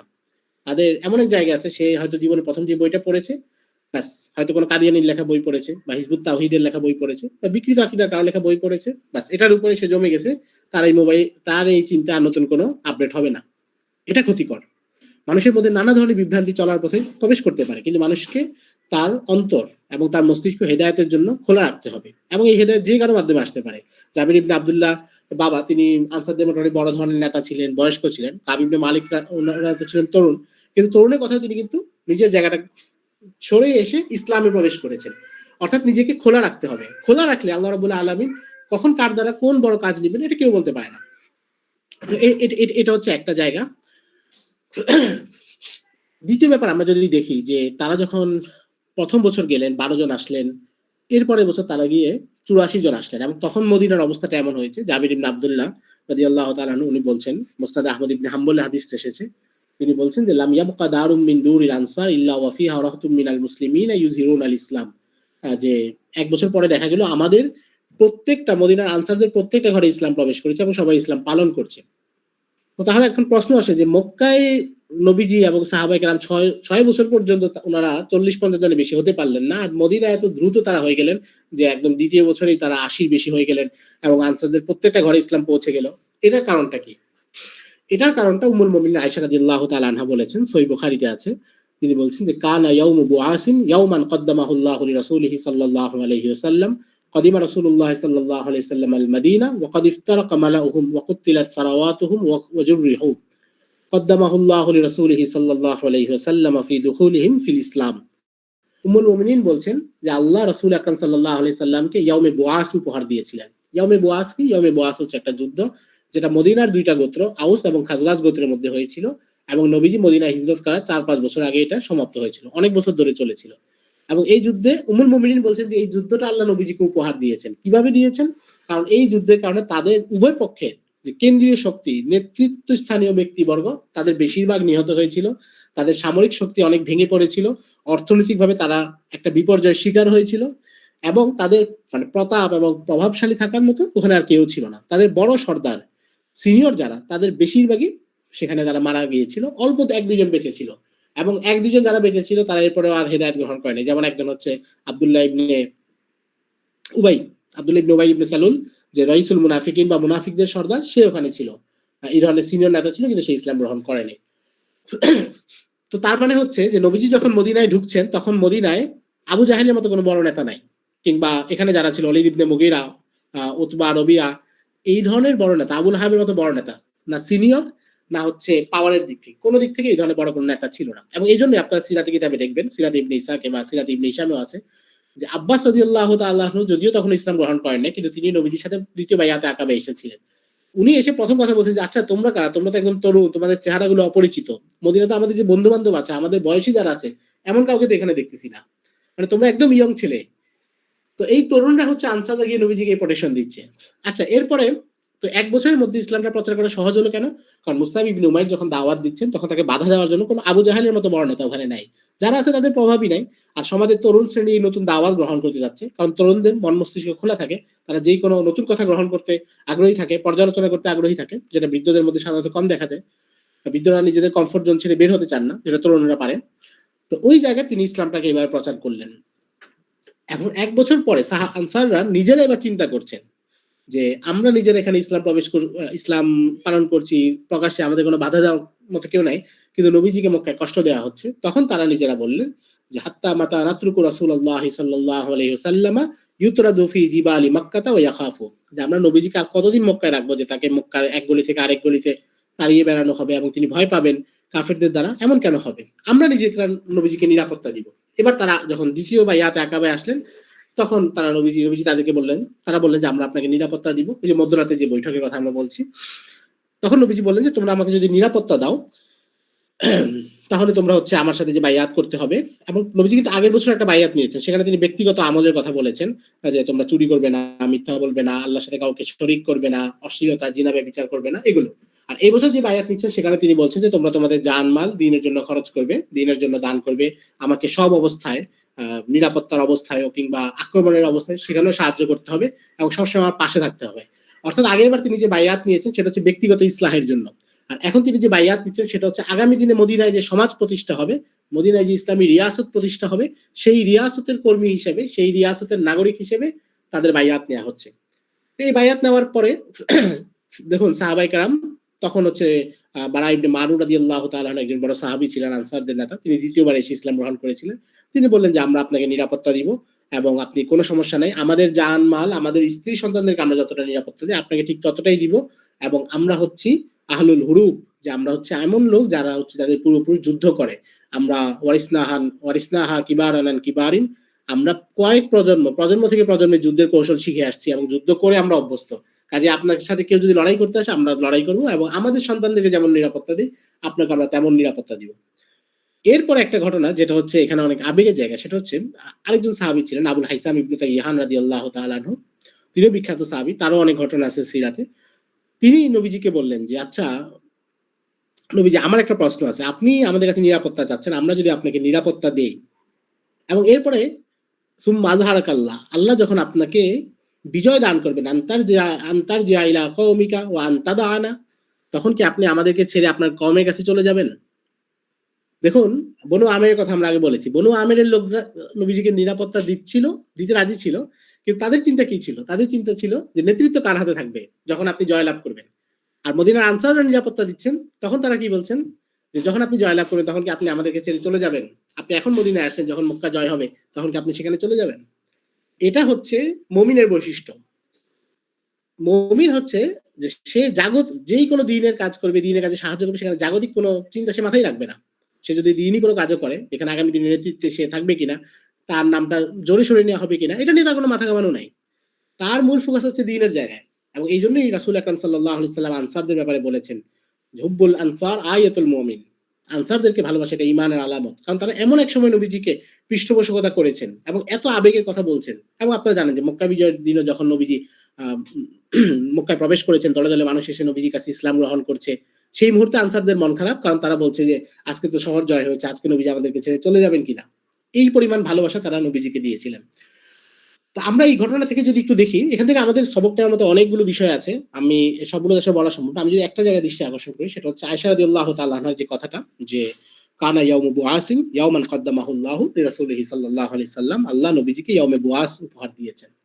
আমাদের বাংলাদেশে বর্তমান প্রেক্ষাপটে যদি আমরা দেখি, তাহলে আমরা বলতে পারবো যে আল্লাহ রাব্বুল আলামিন আমাদেরকে 5ই আগস্ট দিয়েছেন। কারণ আপনি দেখবেন যে 5ই আগস্টের পরে বাংলাদেশের যেই কোনো জায়গায়, সেটা ক্যাম্পাসে হোক বাইরে হোক, যেই কোনো জায়গায় ইসলামের কাজ এমন ভাবে করা হচ্ছে যে যেটা আগে কল্পনাই করা যেত না। এমনকি জুলাই মাসেও কল্পনা করা যেত না। আগস্টের 1 তারিখ, 2 তারিখ, 3 তারিখ, 4 তারিখেও এটা কল্পনা করা যেত না। এমন মানুষদেরকে যে কোনো জায়গায় নেওয়া যাচ্ছে। শায়েখদেরকে আপনাদের বিভিন্ন ক্যাম্পাসে নেওয়া হচ্ছে। আপনাদের রাজশাহীর বিভিন্ন ক্যাম্পাসে অনেক বড় বড় শায়েখরা গিয়েছেন, যেটা এর আগে কল্পনাই করা যেত না। ঢাকা বিশ্ববিদ্যালয়ে বড় আলেমরা গিয়েছেন, বুয়েটে গিয়েছেন, যেটা আগে অকল্পনীয় ছিল। তার মানে হচ্ছে এখানেও ঠিক একই জিনিস ঘটেছে। ওই যে উম্মুল মুমিনিন বলছেন, ওয়াকাদ ইফতারাকা মালাউহুম, তাদের শক্তি বিচ্ছিন্ন হয়ে গিয়েছে। ওয়াকুতিলাত সারাওয়াতুহুম, তাদের যে নেতৃবৃন্দ, তাদের যে মাথা, তাদের যে গডফাদার, তাদের জন্য যা ছিল এগুলো কিন্তু নাই। আপনি আগে এলাকায় একটা ইসলামিক প্রোগ্রাম করতে হলে, সেটা সেমিনার হোক, ওয়াজ মাহফিল হোক, যে কোনো কিছু করতে হলে 1000 জনের কাছে গিয়ে মাথা নত করে অনুমতি নিতে হতো। আবার তাদেরকে এখানে এনে সভাপতি বানিয়ে তাদেরকে ইসলামের একজন বড় রক্ষাকর্তা, ত্রাণকর্তা হিসেবে সবার সামনে পরিচিত করিয়ে দিতে হতো। কিন্তু এখন তো সেটা হচ্ছে না। তার মানে হচ্ছে আমাদের সামনে ব্যাপক আকার দাওয়াতের একটা বিরাট সুযোগ এখন বিরাজ করছে, যেটা 5ই আগস্টের পর থেকে চলছে। এবং এটা শুধু ক্যাম্পাসে না, এটা আপনার সমাজে, আপনার সমাজেও, আপনার মসজিদে। আপনি আগে তো ঢাকার মসজিদগুলো এবং বাংলাদেশের সব মসজিদ, আপনার এগুলো ভুক্তভোগী আরো অনেক বেশি, আপনারা ভালো জানেন। কোনো মসজিদে নামাজের পরে 2 জন মানুষ বসে কোনো দিনই কিতাব পড়বে, এটার ব্যবস্থা নাই। মসজিদ কমিটির লোকজন চিন্তিত, সবাই চিন্তিত যে এখানে তারা আবার কি করছে, গোয়েন্দার লোকজন এসে খবর নিচ্ছে। বহু মসজিদে ঢাকায় তাফসির বন্ধ করে দেওয়া হয়েছে, এগুলো কোনো সুযোগই ছিল না। কিন্তু এখন যেহেতু এই জায়গাটায় আবার সুযোগ এসেছে, তাহলে আমাদের কাজ কি? আমাদের কাজ হচ্ছে মুসআব ইবনে উমাইর রাদিয়াল্লাহু তাআলা আনহুর মতো এবং মদিনার আনসার সাহাবীদের মতো এই জায়গাটা কাজে লাগাতে হবে। আমরা এখন যে সুযোগ পেয়েছি এটা কিন্তু সবসময় থাকবে না। আমরা যদি এই সুযোগকে কাজে লাগাই, তাহলে হয়তো আল্লাহ রাব্বুল আলামিন সুযোগ আরো বড় করে দিতে পারেন। কারণ আল্লাহ রাব্বুল আলামিন যখন কাউকে কোনো নিয়ামত দান করেন, কোনো জাতিকে, কোনো কওমকে, কোনো ব্যক্তিকে, কোনো প্রতিষ্ঠানকে, তারা যদি সেই নিয়ামতের কদর করে, নিয়ামতটা আরো বাড়ায় দেওয়া হয়। আর যদি নিয়ামতের কদর না করে, তাহলে সেটা কমায় দেওয়া হয়, ওই নিয়ামত আর দেওয়া হয় না। তো নিয়ামতের কদর করার জায়গা হচ্ছে আমাদের সামনে সুযোগ আছে দ্বীনের দাওয়াতকে বলা, দ্বীনের দাওয়াতকে প্রকাশ করা। তাহলে এটাকে সর্বোচ্চ আকারে করতে হবে। মদিনার আনসাররা যেমন করেছেন, প্রত্যেক ঘরে ঘরে পৌঁছে দিয়েছেন। আমাদেরকে এখন সেই দাওয়াত নিয়ে, দাওয়াতের যত মাধ্যম আছে, সেটা সরাসরি ম্যান টু ম্যান দাওয়া হতে পারে, প্রত্যন্ত অঞ্চলে গিয়ে মসজিদ, মাদ্রাসা, মক্তব প্রতিষ্ঠা করা হতে পারে, দাওয়াতের যে জামাত, তাবলিগ জামাত আছে সেটার সাথে কাজ করা হতে পারে, অনলাইনে লেখালেখি হতে পারে, কেউ যদি ভিডিও আলোচনার মাধ্যমে করতে চান, যুব সমাজকে নিয়ে কাজ করতে চান, সেটা হতে পারে, স্ট্রিট দাওয়া হতে পারে, আরো যত ধরনের মাধ্যম আছে, সব ধরনের মাধ্যমে একেবারে একাগ্রভাবে ঝাঁপিয়ে পড়তে হবে এবং এই সুযোগকে কাজে লাগাতে হবে, যেন আমরাও একসময় এটা বলতে পারি যে আল্লাহ রাব্বুল আলামিন আমাদেরকে এই জায়গাটা উপহার দিয়েছেন। এটা তো এখনো বলতে পারবো, কিন্তু কথা হচ্ছে আমরা যদি এটা কাজে না লাগাই তাহলে এই সুযোগ কিন্তু বেশি দিন থাকবে না। তো আমাদের এখন যে সুযোগ আছে, আলহামদুলিল্লাহ অনেক ভাইয়েরা কাজে লাগাচ্ছেন, কিন্তু আমাদের সবাইকে এই স্পিডটা নিতে হবে যে আমরা এই সুযোগকে কাজে লাগাবো। আবার আমরা মানে আমরা তো আসলে হচ্ছে আমাদের দৈনন্দিন জীবনে এত বেশি ব্যস্ততা, এত ধরনের ইস্যু এবং একাডেমিক চাপ, প্রতিষ্ঠানের চাপ, পারিবারিক ইস্যুর কারণে আমাদের তো স্মৃতিশক্তিগুলো একটু ফিকে হয়ে আসে। আমরা যদি চিন্তা করি যে ৫ই আগস্টের আগে আমরা কি ধরনের একটা আইসোলেটেড জায়গায় ছিলাম, কি ধরনের একটা আতঙ্ক বিরাজ করতো, কোথাও যেতে, কোথাও চলাফেরা করতে, কোথাও একটা কথা বলতে, একটা পোস্ট দিতে কি ধরনের আতঙ্কের মধ্যে আমরা ছিলাম, সেখান থেকে আল্লাহ রাব্বুল আলামিন আমাদেরকে কোথায় নিয়ে এসেছেন, কত সাহসের সাথে, কত সহজে কত কিছু করা যাচ্ছে। তাহলে এই জায়গাগুলোতে আমাদের কাছে দ্বীনের দাবি কি, যে আরো বেশি কাজ করা, আরো বেশি কাজ করা, আরো যতগুলো উইং খোলা যায়, যত উইং খুলে দাওয়াতের কাজ করা যায় প্রত্যেকটা উইং আমাদের খুলতে হবে। কারণ এটা তো কোনো নির্দিষ্ট কোনো রাজনৈতিক মাকসাদে না, এটা দ্বীনের মাকসাদ। দ্বীন যেন এখানে বিজয়ী হয়, দ্বীন যেন প্রত্যেক মানুষের ঘরে ঘরে পৌঁছে যায়, মানুষ যেন দ্বীনের ভেতরে আশ্রয় এবং নিরাপত্তা লাভ করে এবং দ্বীনের কাছেই সে তার শান্তি খোঁজে। এই কাজগুলো আমাদের করতে হবে। আমি আসলে অনেক দুঃখিত, অনেক লম্বা করে ফেললাম। আউস এবং খাজরাজের কথাটা বললাম, যে আউস এবং খাজরাজের যে সংঘর্ষটা হয়েছিল নবীজি মদিনায় হিজরত করার আগে, সেটা আল্লাহ রাব্বুল আলামিনের পক্ষ থেকেই ছিল, যে তাদের মূল শক্তিকে খর্ব করে সেখানে একটা দাওয়াতি পরিবেশ এবং সহজে দাওয়াত কার্যক্রম চালানো যায় এমন একটা পরিবেশ তিনি কায়েম করে দিয়েছিলেন। ফলে নবীজি সাল্লাল্লাহু আলাইহি সাল্লাম যখন সেখানে প্রবেশ করেছেন, সকল আনসাররা ইসলাম গ্রহণ করে ফেলেছেন। সেখানে বাইরে থাকা যে ইহুদিগত তারা বাদে সবাই ইসলাম গ্রহণ করেছেন এবং রাতারাতি সেখানে ইসলামিক সমাজ প্রতিষ্ঠা করা সহজ হয়ে গিয়েছিল। আমাদের আসলে অনেক দেরি হয়ে গিয়েছে, আমি আপনাদের জন্য অনেক কষ্ট হয়ে যাচ্ছে। আমার মনে হয় সাইফ ভাই, আমরা মানে আর খুব বেশি বড় করা মনে হয় ঠিক হবে না, হয়তো আর ১-২টা প্রশ্নের মধ্যে সংক্ষিপ্ত আকারে শেষ করতে পারি আর কি। জি হুজুর, আপনি ঠিক বলছেন। আমরা মাঝখানে একটু ব্রেক নিয়ে সিরাতের, আমি সিরাতের বাইরে যে একটা প্রশ্ন করি। এই যে আপনি অনেকগুলা শিক্ষার কথা বললেন সিরাত থেকে আর কি। তো আমাদের বেশিরভাগের হয় কি, আমরা তো বেশিরভাগ সিরাত পড়ি না। যারা পড়ি তারাও বিষয়টা এত ভাষা ভাষা ভাবে পড়ি বা এত কিছু বাদ দিয়ে পড়ি যে আমরা এই শিক্ষাগুলো পাই না। তো আসলে এই শিক্ষাগুলো নেয়ার জন্য আসলে কিভাবে সিরাত পড়া উচিত, এটা যদি বলতেন। আচ্ছা, আমরা যখন সিরাত পড়ি আমাদের একটা সিরাতে পাঠের একটা প্রান্তিকতা আছে। এই প্রান্তিকতাটা হচ্ছে আমরা ধারাবাহিক জীবনের যে সিরাতগুলো এমন সিরাতে পড়ি। তো দেখা যাচ্ছে যে একজন মানুষ তিনি হয়তো প্রথমে ছোট একটা সিরাত পড়লেন, তারপর একটু বড় পড়লেন, আর রাহিকুল মাখতুম পড়লেন বা অন্য আরো ধরনের ২-৩টা সিরাত পড়লেন। তো ২-৩টা সিরাত পড়ার পরে যেটা দেখা যায়, যেহেতু ধারাবাহিক ঘটনার বিবরণী, এটা সবগুলো সিরাতে আসলে একই রকম। অর্থাৎ বদরের যুদ্ধ আপনি একটা বইতে আর রাহিকুল মাকতুমে যেমন পাবেন, সেটা রহমাতুল্লিল আলমিনে কিংবা সিরাতুল নববীতে কিংবা নবী রহমতে গেলেও একই রকমই পাবেন, হয়তো অল্প একটু বাড়বে বা কমবে, মৌলিক ঘটনা তো আর চেঞ্জ হবে না। তো ফলে যখন ৩টে সিরাত আমরা পড়ি তখন আমাদের এক ধরনের একঘেয়ে ভাব চলে আসে এবং আমাদের মনে হয় কি আমরা তো আসলে সিরাত পড়ে ফেলেছি বা সিরাত আমাদের জানা আছে। কিন্তু এটা হচ্ছে আসলে প্রথম ভুলের সূচনা। কারণ সিরাত শুধু ঘটনাগুলোর নাম না, বরং সিরাত হচ্ছে ঘটনাগুলোর ভেতরে কি আছে সেটা দেখার নাম। অর্থাৎ আপনি যতক্ষণ পর্যন্ত প্রত্যেকটা ভিতরে যেতে না পারবেন ততক্ষণ পর্যন্ত আপনি সিরাতের মূল রহস্যটা ধরতে পারবেন না। এখানে আরেকটা ব্যাপার দেখুন, ঘটনার যে সিরাতগুলো যেমন ধরুন মানে যে সিরাতগুলো আছে, তো যেটা বললাম যে ধরুন আর রাহিকুল মাকতুম বা একটা সিরাত যদি আমরা পড়ি যেখানে ধারাবাহিক ঘটনাগুলো আছে, তো সেখানে নবীজি যে যুদ্ধ করেছেন সেই যুদ্ধের ঘটনাগুলো কিন্তু আছে এবং নবীজি যে কৌশল অবলম্বন করেছেন সেগুলো কিন্তু আছে। তারপরে আপনি ধরুন যদি নবীজি পারিবারিক জীবনের যে ঘটনা সেগুলো আপনি পাবেন, নবীজির সাথে উম্মুল মুমিনিনদের যে ঘটনা হয়তো ব্যাপক আকারে পাবেন না, কিছু কিছু তো আছে অবশ্যই। এরকম এগুলো অনেক কিছু পাবেন এবং নবীজি জীবনে অনেকগুলো সাইট, সবগুলো সাইট নিয়ে কিছু কিছু আলোচনা পাবেন। কিন্তু একজন সাধারণ পাঠক সে আসলে আর রাহিকুল মাকতুম পড়ে আপনি আমি বা আমরা যদি চিন্তা করি যে সৈনিক হিসেবে বা সেনাপতি হিসেবে নবীজি কেমন ছিলেন, নবীজির রণকৌশল কেমন ছিল, সেটা কিন্তু আমরা আর রাহিকুল মাকতুম বা এই ধরনের কোন একটা সিরাত পড়ে আপনি আবিষ্কার করতে পারবো না। কারণ আমরা গবেষক না, আমরা ওই বিষয় নিয়ে সময় দেই না। তো আপনি যদি নবীজি জিহাদি জীবনের কলা কৌশল, তিনি কিভাবে শত্রুর মোকাবিলা করতেন, কিভাবে তিনি অল্প সংখ্যক সৈন্য নিয়েও তিনি লড়াই করেছেন, অবশ্যই তার সাথে আল্লাহর সাহায্য ছিল এবং এটা স্পষ্ট ছিল। কিন্তু এর বাইরেও তিনি বাস্তবিক জীবনের জন্য কি কি কৌশল অবলম্বন করেছিলেন, সেটা সেটা যদি জানতে চাই সেটা কিন্তু আমরা এই সিরাতগুলো থেকে পাবো না। তাহলে ওখানে আমাদের কেমন বই দরকার হবে? সেখানে আমাদের দরকার হবে এমন একটা বই যেখানে যিনি লিখেছেন তিনি হয়তো কোনো আধুনিক যুগের কোনো সমর বিশারদ কিংবা সামরিক ট্যাকটিক্স গুলো সম্পর্কে অভিজ্ঞ। আবার একই সাথে তিনি সিরাতে যত ধরনের বর্ণনা আছে সামরিক কৌশল সম্পর্কে, সামরিক নবীজির জিহাদ সম্পর্কে, সেগুলো একত্র করে এনে নবীজির জিহাদি জীবনটাকে বিশ্লেষণ করে নবীজির সেনানায়ক হিসেবে নবীজির যে দক্ষতা এবং কৌশল সেটাকে লিখেছেন। ওইটা পড়লে আপনি এমন একটা জায়গা পাবেন যেটা আপনি যেমন ধরুন মেজর জেনারেল আকবর খানের বই আছে, যিনি ব্রিটিশ আর্মির মেজর জেনারেল ছিলেন, পাকিস্তান আর্মিতেও ছিলেন। ওনার বইয়ের নাম হচ্ছে হাদিসে দিফা, বাংলা অনুবাদ হয়েছে মহানবীর প্রতিরক্ষা কৌশল নামে। তো আপনি মহানবীর প্রতিরক্ষা কৌশল পড়লে সিরাতের এমন এক জায়গা আবিষ্কার করবেন যেটা আপনি গতানুগতিক ঘটনার সিরাত 100টা পড়লে আপনি আসলে পাবেন না। কারণ ওখানে শুধু ঘটনা বলে যাওয়া হয়েছে, কিন্তু ঘটনার নির্দিষ্ট জিনিসগুলোকে একত্রিত করে আধুনিক দৃষ্টিভঙ্গি থেকে সেটাকে বিশ্লেষণ করা সেটা সেখানে হয়নি। আপনি শেখ আব্দুল ফাত্তাহ আবু-গুদ্দা রাহিমাহুল্লাহ একটা বই আছে আর রাসূলুল মুআল্লিম ওয়া আসালিবুহু ফিত তালিম, অর্থাৎ আদর্শ শিক্ষক মহানবী নামে, এটা বাংলা অনুবাদ হয়েছে। এটা অবশ্যই পড়া উচিত আমাদের। আমরা যারা শিক্ষক হতে হব, সেটা কেউ যদি প্রাতিষ্ঠানিক শিক্ষক নাও হয় সে অন্তত তার নিজের সন্তানদের শিক্ষক তো অবশ্যই হবে।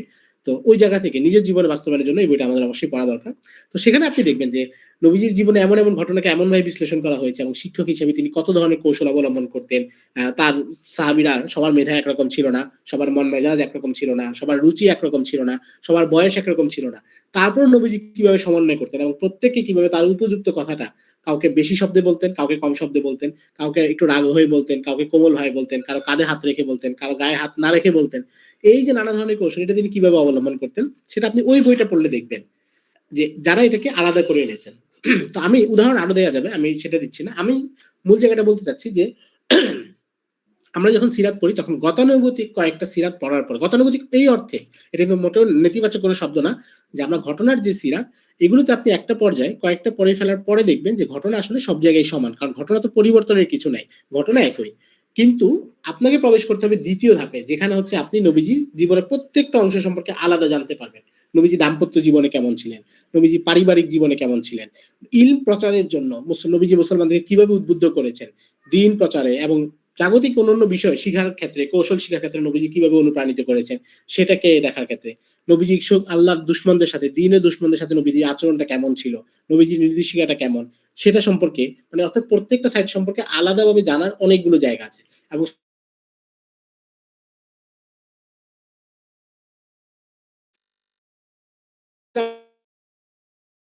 আমাদের এমন সিরাত জীবন নিয়ে লেখা, সেখানে আরেকটা ধরনের আছে নবীজির মদিনার যে শাসন ব্যবস্থা এটা কেমন ছিল। আপনি যদি আর রাহিকুল মাকতুম অনেকবারও পড়েন, আপনি নবীজির মদিনার শাসন ব্যবস্থাটা কেমন ছিল এবং নবীজি সেখানে প্রত্যেকটা বিভাগ স্বতন্ত্র ছিল, প্রত্যেক বিভাগে আলাদা সাহাবীদেরকে দায়িত্ব দেওয়া ছিল, তারা প্রত্যেকে দায়িত্ব পালন করতেন।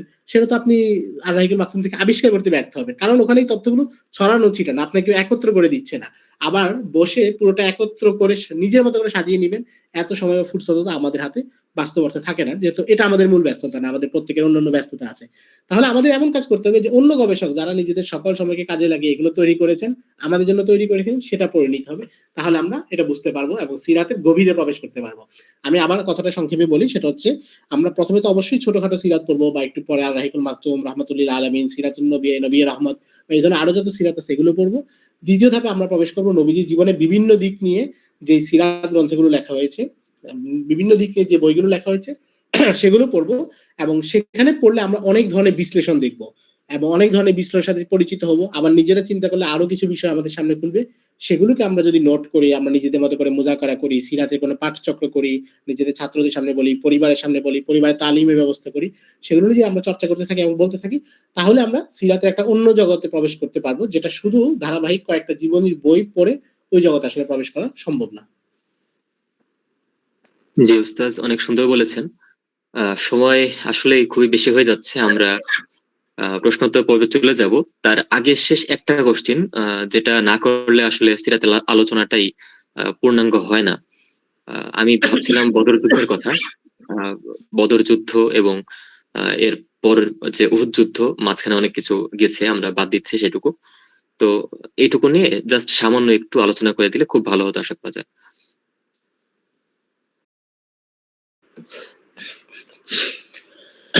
আচ্ছা, আমরা যে সর্বশেষ প্রশ্ন সেটা তো একটু সংক্ষেপে বলি, সেটা হচ্ছে রাসূল আকরাম সাল্লাল্লাহু আলাইহি সাল্লামের জীবনে একটা বড় গুরুত্বপূর্ণ জায়গা হচ্ছে যে নবীজির গাজাওয়াত এবং সারায়া, নবীজি যেই জিহাদি জীবন যেটা পরিচালনা করেছেন, কাফেরদের বিরুদ্ধে লড়াই করেছেন এবং রোমানদের সাথে লড়াই করতে সেনাবাহিনী পাঠিয়েছেন, এই জায়গাটা হচ্ছে অনেক গুরুত্বপূর্ণ।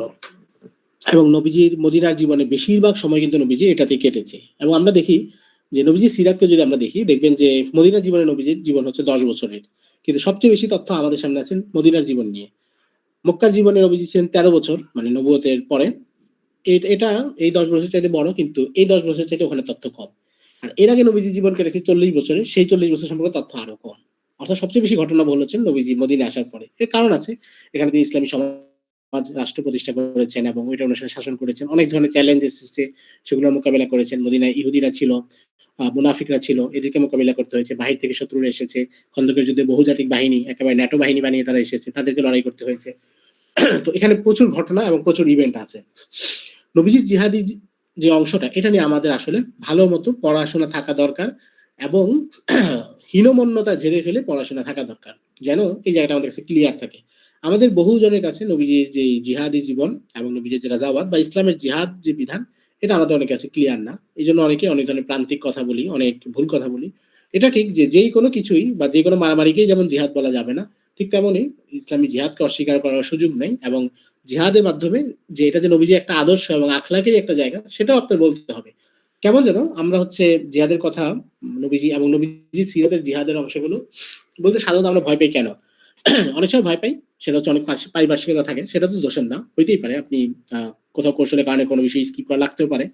কিন্তু অনেক সময় এমন হয় যে আমাদের নিজের ভেতর থেকেই একটা হীনমন্যতা কাজ করে, যে আমি যে এই কথাটা বলবো এটা কেমন, মানে যে মারামারি খুনাখুনি কাহিনী। এর কারণ হচ্ছে আমরা নবীজির জিহাদকে আখলাকের জায়গা থেকে দেখতে পারি না। আমরা যদি জিহাদ গুলো পড়ি, নবীজি যে যুদ্ধনীতি দিয়েছেন এবং সেখানে তিনি যেই নির্দেশনা দিয়েছেন, সেটা থেকে কি প্রমাণ পায়? সেটা থেকে প্রমাণ পায় যে নবীজির যে দয়া, নবীজির যে রহমত এবং নবীজির যে আখলাক, সেটা থেকে একজন অমুসলিমও মানে এটার বাইরে না। যেখানে চরম শত্রুর বিরুদ্ধে লড়াই হচ্ছে, সেখানে কিন্তু নবীজি এই নির্দেশনাগুলো দিচ্ছেন। এবং খোদ মক্কা বিজয়ের যে ঘটনা যদি আমরা পড়ি, নবীজি মক্কায় প্রবেশ করছেন, নবীজি মক্কায় প্রবেশ করছেন, নবীজির সাথে 10,000 সৈন্যবাহিনী, সবার হাতে উন্মুক্ত তরবারি, এবং এমন জায়গায় প্রবেশ করছেন যেখানে আগে 13 বছর ধরে তাদেরকে নির্যাতিত করা হয়েছিল। এবং খোদ নবীজি যখন হিজরত করেছেন, হিজরত না করলে তাকে হত্যার প্ল্যান করা হচ্ছিল সেখানে, সাহাবীদেরকে সেখানে শহীদ করা হয়েছে। এবং মাঝে মদিনায় যখন এই 10 বছর এসেছেন, তারা এখানে এসে নির্বিঘ্নে থাকবেন সেটাও থাকতে দেওয়া হয়নি, নানাভাবে আঘাত করা হয়েছে। কিন্তু সেই নবীজি যখন মক্কায় প্রবেশ করছেন, তিনি তো চাইলে সেখানে আধুনিক যুগের কোন রাষ্ট্রনায়কের মতো রক্তপাত চালাতে পারতেন, প্রতিশোধ নিতে পারতেন, গরম কথা বলতে পারতেন। এবং সাহাবীদের মধ্যে কেউ কেউ যখন গরম কথা বলেছেন, সাদ ইবনে উবাদা বলছিলেন যে ইয়াউমু ইয়াউমুল মালহাম আল ইয়াউমু তুস্তাহাল্লুল কাবা, যে আজকে একেবারে প্রচন্ড রক্তপাতের দিন, আজকে প্রচন্ড যুদ্ধ হবে, কাবার চত্বরে রক্তপাত হবে। তখন কিন্তু নবীজি তাকে এই কথা পরিবর্তন করতে বলেছেন এবং তাকে সরিয়ে তার ছেলেকে নেতৃত্বে ওই অংশে, সেনাবাহিনীর ওই অংশের দায়িত্ব দিয়েছেন। এবং নবীজি যখন প্রবেশ করছেন, তিনি কি বলছেন? মান দাখালা দার আবি সুফিয়ান ফাহুয়া আমিন, যে আবু সুফিয়ানের ঘরে প্রবেশ করবে সে নিরাপদ। মান আগলাকা বাবা দারিহি ফাহুয়া আমিন, যে কোথাও প্রবেশ করবে না, নিজের ঘরে ঢুকে নিজের ঘরে দরজা আটকে বসে থাকবে, সেও নিরাপদ। এরপর তিনি বলছেন যে মান দাখালাল হারাম ফাহুয়া আমিন, যে কাবার চত্বরে প্রবেশ করে সে নিরাপদ। অর্থাৎ নিরাপত্তা দেওয়ার যত মাধ্যম সবগুলোতে তিনি নিরাপত্তা দিয়েছেন তাদেরকে। এবং তিনি বলে বলে দিয়েছেন যে লা তাসরিবা আলাইকুমুল ইয়াউম ইযহাবু আনতুমুত তুলাকা। ইউসুফ আলাইহিস সালাম তার ভাইদেরকে যা বলেছেন, আমিও তোমাদেরকে তা বলছি, তোমাদের কারোর উপর আমার কোনো দাবি নেই, তোমরা সবাই মুক্ত, তোমরা যাও। তো এই যে নবীজির আখলাক, যেটা থেকে অমুসলিম, মুশরিক, কাফের সবাই পায়, সেটা কোথায় পায়? সেটা তো জিহাদের মাধ্যমেই পায়। এবং অদ্ভুত অদ্ভুত অনেক কথা যেটা মুসলমানদের মধ্যেও ছড়িয়ে আছে। আমি খুব অবাক হলাম আরো কয়েক মাস আগে, এক জায়গায় এক ভাই উনি আমাকে বললেন যে মানে উনার মাথায় চিন্তাটা আসছে, মূলত উনার কোনো শিক্ষক উনার মাথায় এটা দিয়ে দিয়েছেন, ক্লাসে বলেছেন। আপনি তো জানেন আমাদের ক্লাসরুমগুলো এখন আসলে অনেক ক্ষেত্রেই বিভিন্ন ধরনের বিভ্রান্তিকর কথা ওখান থেকে ছড়ানো হয়। তো তার শিক্ষক যে কথাটা দিয়েছে যে কোনো জিনিস যদি হক হয় বা সত্য হয়, তাহলে সেটা প্রমাণ করার জন্য বা সেটা প্রতিষ্ঠা করার জন্য আবার শক্তি প্রয়োগ করতে হয় নাকি? অর্থাৎ ইসলাম যদি হক কি হয়, তাহলে ইসলাম তো এমনিই প্রতিষ্ঠিত হয়ে যাবে, ইসলামের জন্য আবার শক্তি প্রয়োগ লাগবে কেন? তো এগুলো তো আসলে খুব বাজে কথা। কারণ পৃথিবীতে হক তো শক্তির মাধ্যমেই প্রতিষ্ঠা করতে হয়। এমনকি যারা কোথাও গণতন্ত্র প্রতিষ্ঠার জন্য আক্রমণ করে, তারাও তো আক্রমণ করেই গণতন্ত্র প্রতিষ্ঠা করতে যায়। আমেরিকা বা যারা গণতন্ত্রকে সহি মানে, বা যারা মানে যে সেকুলারিজম, গণতন্ত্র এটা হচ্ছে একটা বিশুদ্ধ জিনিস, হক জিনিস। তো সেই হকটা এমনি প্রতিষ্ঠিত হওয়ার আশা তো তারাও করে না, সেটা কেউই করে না। এবং পৃথিবীর সমাজ আল্লাহ রাব্বুল আলামিন এমন ভাবে তৈরি করেন যে সমাজে সবসময় দুষ্ট প্রকৃতির কিছু মানুষ থাকে, এবং সেটার জন্য আল্লাহ রাব্বুল আলামিন শাস্তির নিজাম দেন, শাস্তির ফৌজদারি যেই বিষয়গুলো ইসলামী ফিকহ আছে সেটার জন্যই আছে। তো ওই দুষ্ট প্রকৃতির মানুষ প্রত্যেকটা সমাজে থাকবে, ইসলামী খেলাফত প্রতিষ্ঠা হওয়ার পরেও থাকবে। তো তাদেরকে দমনের দায়িত্ব তো মুসলমানদের। তো সমাজে বিস্ফোরা যারা থাকবে তাদেরকে এটা করতেই হবে। এবং শক্তি ছাড়া হক প্রতিষ্ঠা হয় না। শক্তি ছাড়া যখন আমরা দেখি যে শক্তি না থাকলে তাকে কেউ পাত্তা দেয় না। এটা হচ্ছে সবচেয়ে স্বাভাবিক। এজন্য নবীজি যখন শক্তি নিয়ে গিয়েছেন এবং শক্তির মাধ্যমে তিনি সবাইকে প্রধানত করেছেন। আমরা যদি মানে কথা খুবই সংক্ষিপ্ত। আমরা মানে এগুলো জাস্ট হচ্ছে একটু মাথায় রাখার জন্য। কারণ যেন এই বিষয়গুলো নিয়ে আমাদের বেশি মানে ইয়ে না লাগে বা হীনমন্য না লাগে। আপনার যদি মুসা আলাইহিস সালাম এবং হারুন আলাইহিস সালামের ঘটনা দেখি, হারুন আলাইহিস সালাম তিনিও নবী ছিলেন কিন্তু মুসা আলাইহিস সালামের সাথে চাইতে শক্তির দিক থেকে একটু কম ছিলেন। মুসা আলাইহিস সালাম অনেক বেশি শক্তিশালী নবী ছিলেন এবং সব দিক থেকেই। তো মুসা আলাইহিস সালাম যখন গেলেন, পাহাড়ে তুরে গেলেন, তখন এরা হচ্ছে মূর্তি পূজা শুরু করলো। মুসা আলাইহিস সালাম এসে জিজ্ঞাসা করলেন যে, "তুমি এদেরকে বাধা দাও নাই?" হারুন আলাইহিস সালাম কি বললেন? যে, "আমি আশঙ্কা করেছি তারা আমাকে হত্যা করবে।" কিন্তু মুসা আলাইহিস সালাম এরপর তাদেরকে নির্দেশ দিলেন, "মূর্তি সব ভেঙে ফেলো। একেবারে তোমাদের খবর আছে।" তো এটা হচ্ছে মানে শক্তি। নবুয়তের সাথে যখন শক্তি যখন বেশি থাকে তখন হচ্ছে মানুষ এভাবে মানে। এবং বনী ইসরাঈল সাথে, সাথে কিন্তু মানতে বাধ্য হয়েছে। কারণ তিনি শক্তিশালী পয়গম্বর। তো এটাই হচ্ছে মূল বিষয় এবং যে কোথাও যদি কোনো রাষ্ট্র প্রতিষ্ঠা হয় এবং ইসলামী নিজাম প্রতিষ্ঠা হয় সেখানে তরবারি আর কলম ২ টা একসাথে রাখতে হয়। কারণ নাইলে তো রাষ্ট্রের যে সীমানা, সারহাদ সেটার কোনো নিরাপত্তা থাকবে না। ইবনে খালদুন রাহিমাহুল্লাহ উনার মুকাদ্দিমায় একটা কথা উনি বলছেন যে, "এলাম তোমরা জেনে রাখো যে কোন রিয়াসতের জন্য, রাষ্ট্রের জন্য আন্না সাইফ ওয়াল কালামা কিলাহুমা আলাতুন লিসাহিবিদ দাওলা। কলম এবং তরবারি ২ টাই রাষ্ট্রনায়কের প্রধান হাতিয়ার। ইস্তাঈনু বিহিমা আলা আমরিল্লাহ। তিনি এই ২ টাকে ব্যবহার করবেন আল্লাহর আদেশ পালনের জন্য। অর্থাৎ ২ টা দিয়েই তিনি বাস্তবায়ন করতে হবে। শুধু ইলম চর্চা করে কোনো রাষ্ট্র টিকবে না, কোনো সমাজ এটা প্রতিষ্ঠা করা যায় না। আপনি ইলম চর্চা করবেন। আপনার সমাজে যে দুষ্কৃতি আছে সে তো ভালো হবে না। আমাদের সমাজে দেখেন, আমাদের সমাজে গত কয়েক মাসে যা ঘটনা ঘটতেছে, এই লোকদেরকে দমন করার জন্য ইসলামের ফৌজদারি বিধি তো লাগবেই।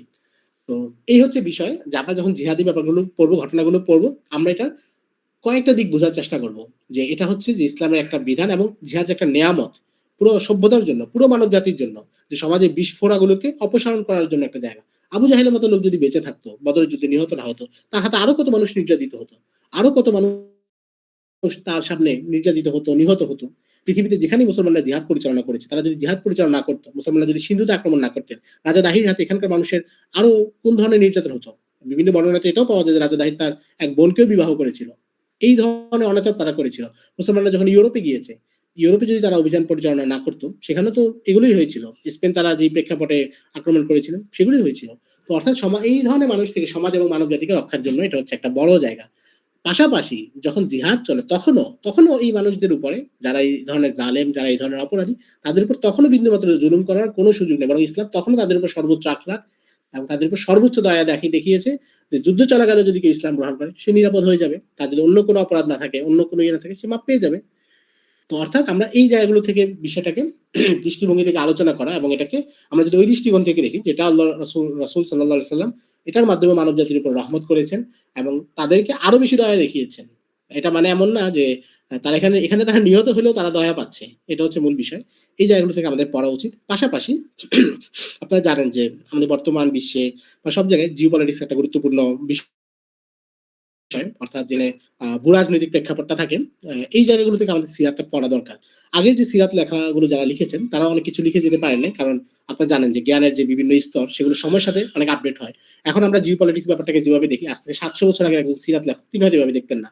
কিন্তু আমরা যদি সিরাতের ঘটনাটাকে জিওপলিটিক্স এর আলোকে দেখতে থাকি তাহলে আবার অনেক কিছু স্পষ্ট হয়। আধুনিক যুগে অনেকেই এই দৃষ্টিভঙ্গিগুলো থেকে লিখেছেন। ডক্টর হামিদুল্লাহর কথা বলা যায়, ডক্টর মাহমুদ আহমদ গাজীর কথা বলা যায়, ডক্টর ইয়াসিন মাজার সিদ্দিকীর কথা বলা যায়। আরো অনেকে আছে। আপনারা এটা খোঁজ করলে আরবিতে উর্দুতে মানে এটা নিয়ে যদি আমাদের একটা তলব থাকে এবং আমাদের যদি এটা একটা হচ্ছে আমরা কি বলি যে জীবনের যদি একটা মাথায় একটা পাগলামি থাকে যে আমি আরো পড়বো সিরাত আরো কে কি লিখেছে এটা দেখবো, শুধু আমাদের বাংলাদেশে বাংলা বাজারে রকমারিতে যা পাওয়া যাচ্ছে এটার উপর সন্তুষ্ট হবো না, আরো খুঁজবো, তাহলে আপনি দেখবেন যে বহু আঙ্গিকে সিরাতের কাজ সারা বিশ্ব জুড়ে হচ্ছে, প্রতিনিয়ত হচ্ছে। সেগুলোর সাথে পরিচিত হলে সেখানে দেখবেন যে অনেকে এই ব্যাপারগুলো নিয়ে আলোচনা করেছেন। তো সেখানে নবীজির এই জিহাদ গুলো যে জিও পলিটিক্যাল যে ইস্যু সেগুলো অনেক কিছু বোঝা যায় এবং সামরিক কৌশলের জায়গাগুলো তুই আমি একটু আগে বললাম যে মেজর জেনারেল আকরাম খানের বই আছে, আরো অনেকে আছে, আরো অনেকে লিখেছেন, আরবি লিখেছেন। বাংলাদেশে এখন পর্যন্ত এটা নিয়ে কেউ মৌলিক কাজ করেছেন বলে আমার চোখে পড়ে নাই। এক ভদ্রলোক কিছু কাজ শুরু করেছিলেন, কতটুকু কি করেছেন আমি অবশ্য দেখিনি। তো এই জায়গাগুলো আমাদের পড়া উচিত এবং এটা থেকে আমাদের সময়ের অনেক প্রেক্ষাপট, অনেক রাজনৈতিক বাস্তবতা এগুলো আমরা বুঝতে পারবো ইনশাআল্লাহ। মজলিস শেষ করার আগে আমি ছোট্ট একটা কথা মনে করি মানে বলতে চাই, সেটা হচ্ছে দুইটা কবিতা বলতে চাই। একটা হচ্ছে ইমাম শরফুদ্দীন বুসরি রাহিমাহুল্লাহর লেখা কাসিদায়ে বুরদা, ওনার বিখ্যাত কবিতা গ্রন্থ। তো ওখানে উনি একটা চ্যাপ্টার শুরু করেছেন এটা বলে যে যালামতু সুন্নাতা মান আহিয়া যালামা ইলা আনিশতাকাত কদামাহু যুররা মিন ওয়ারামিন।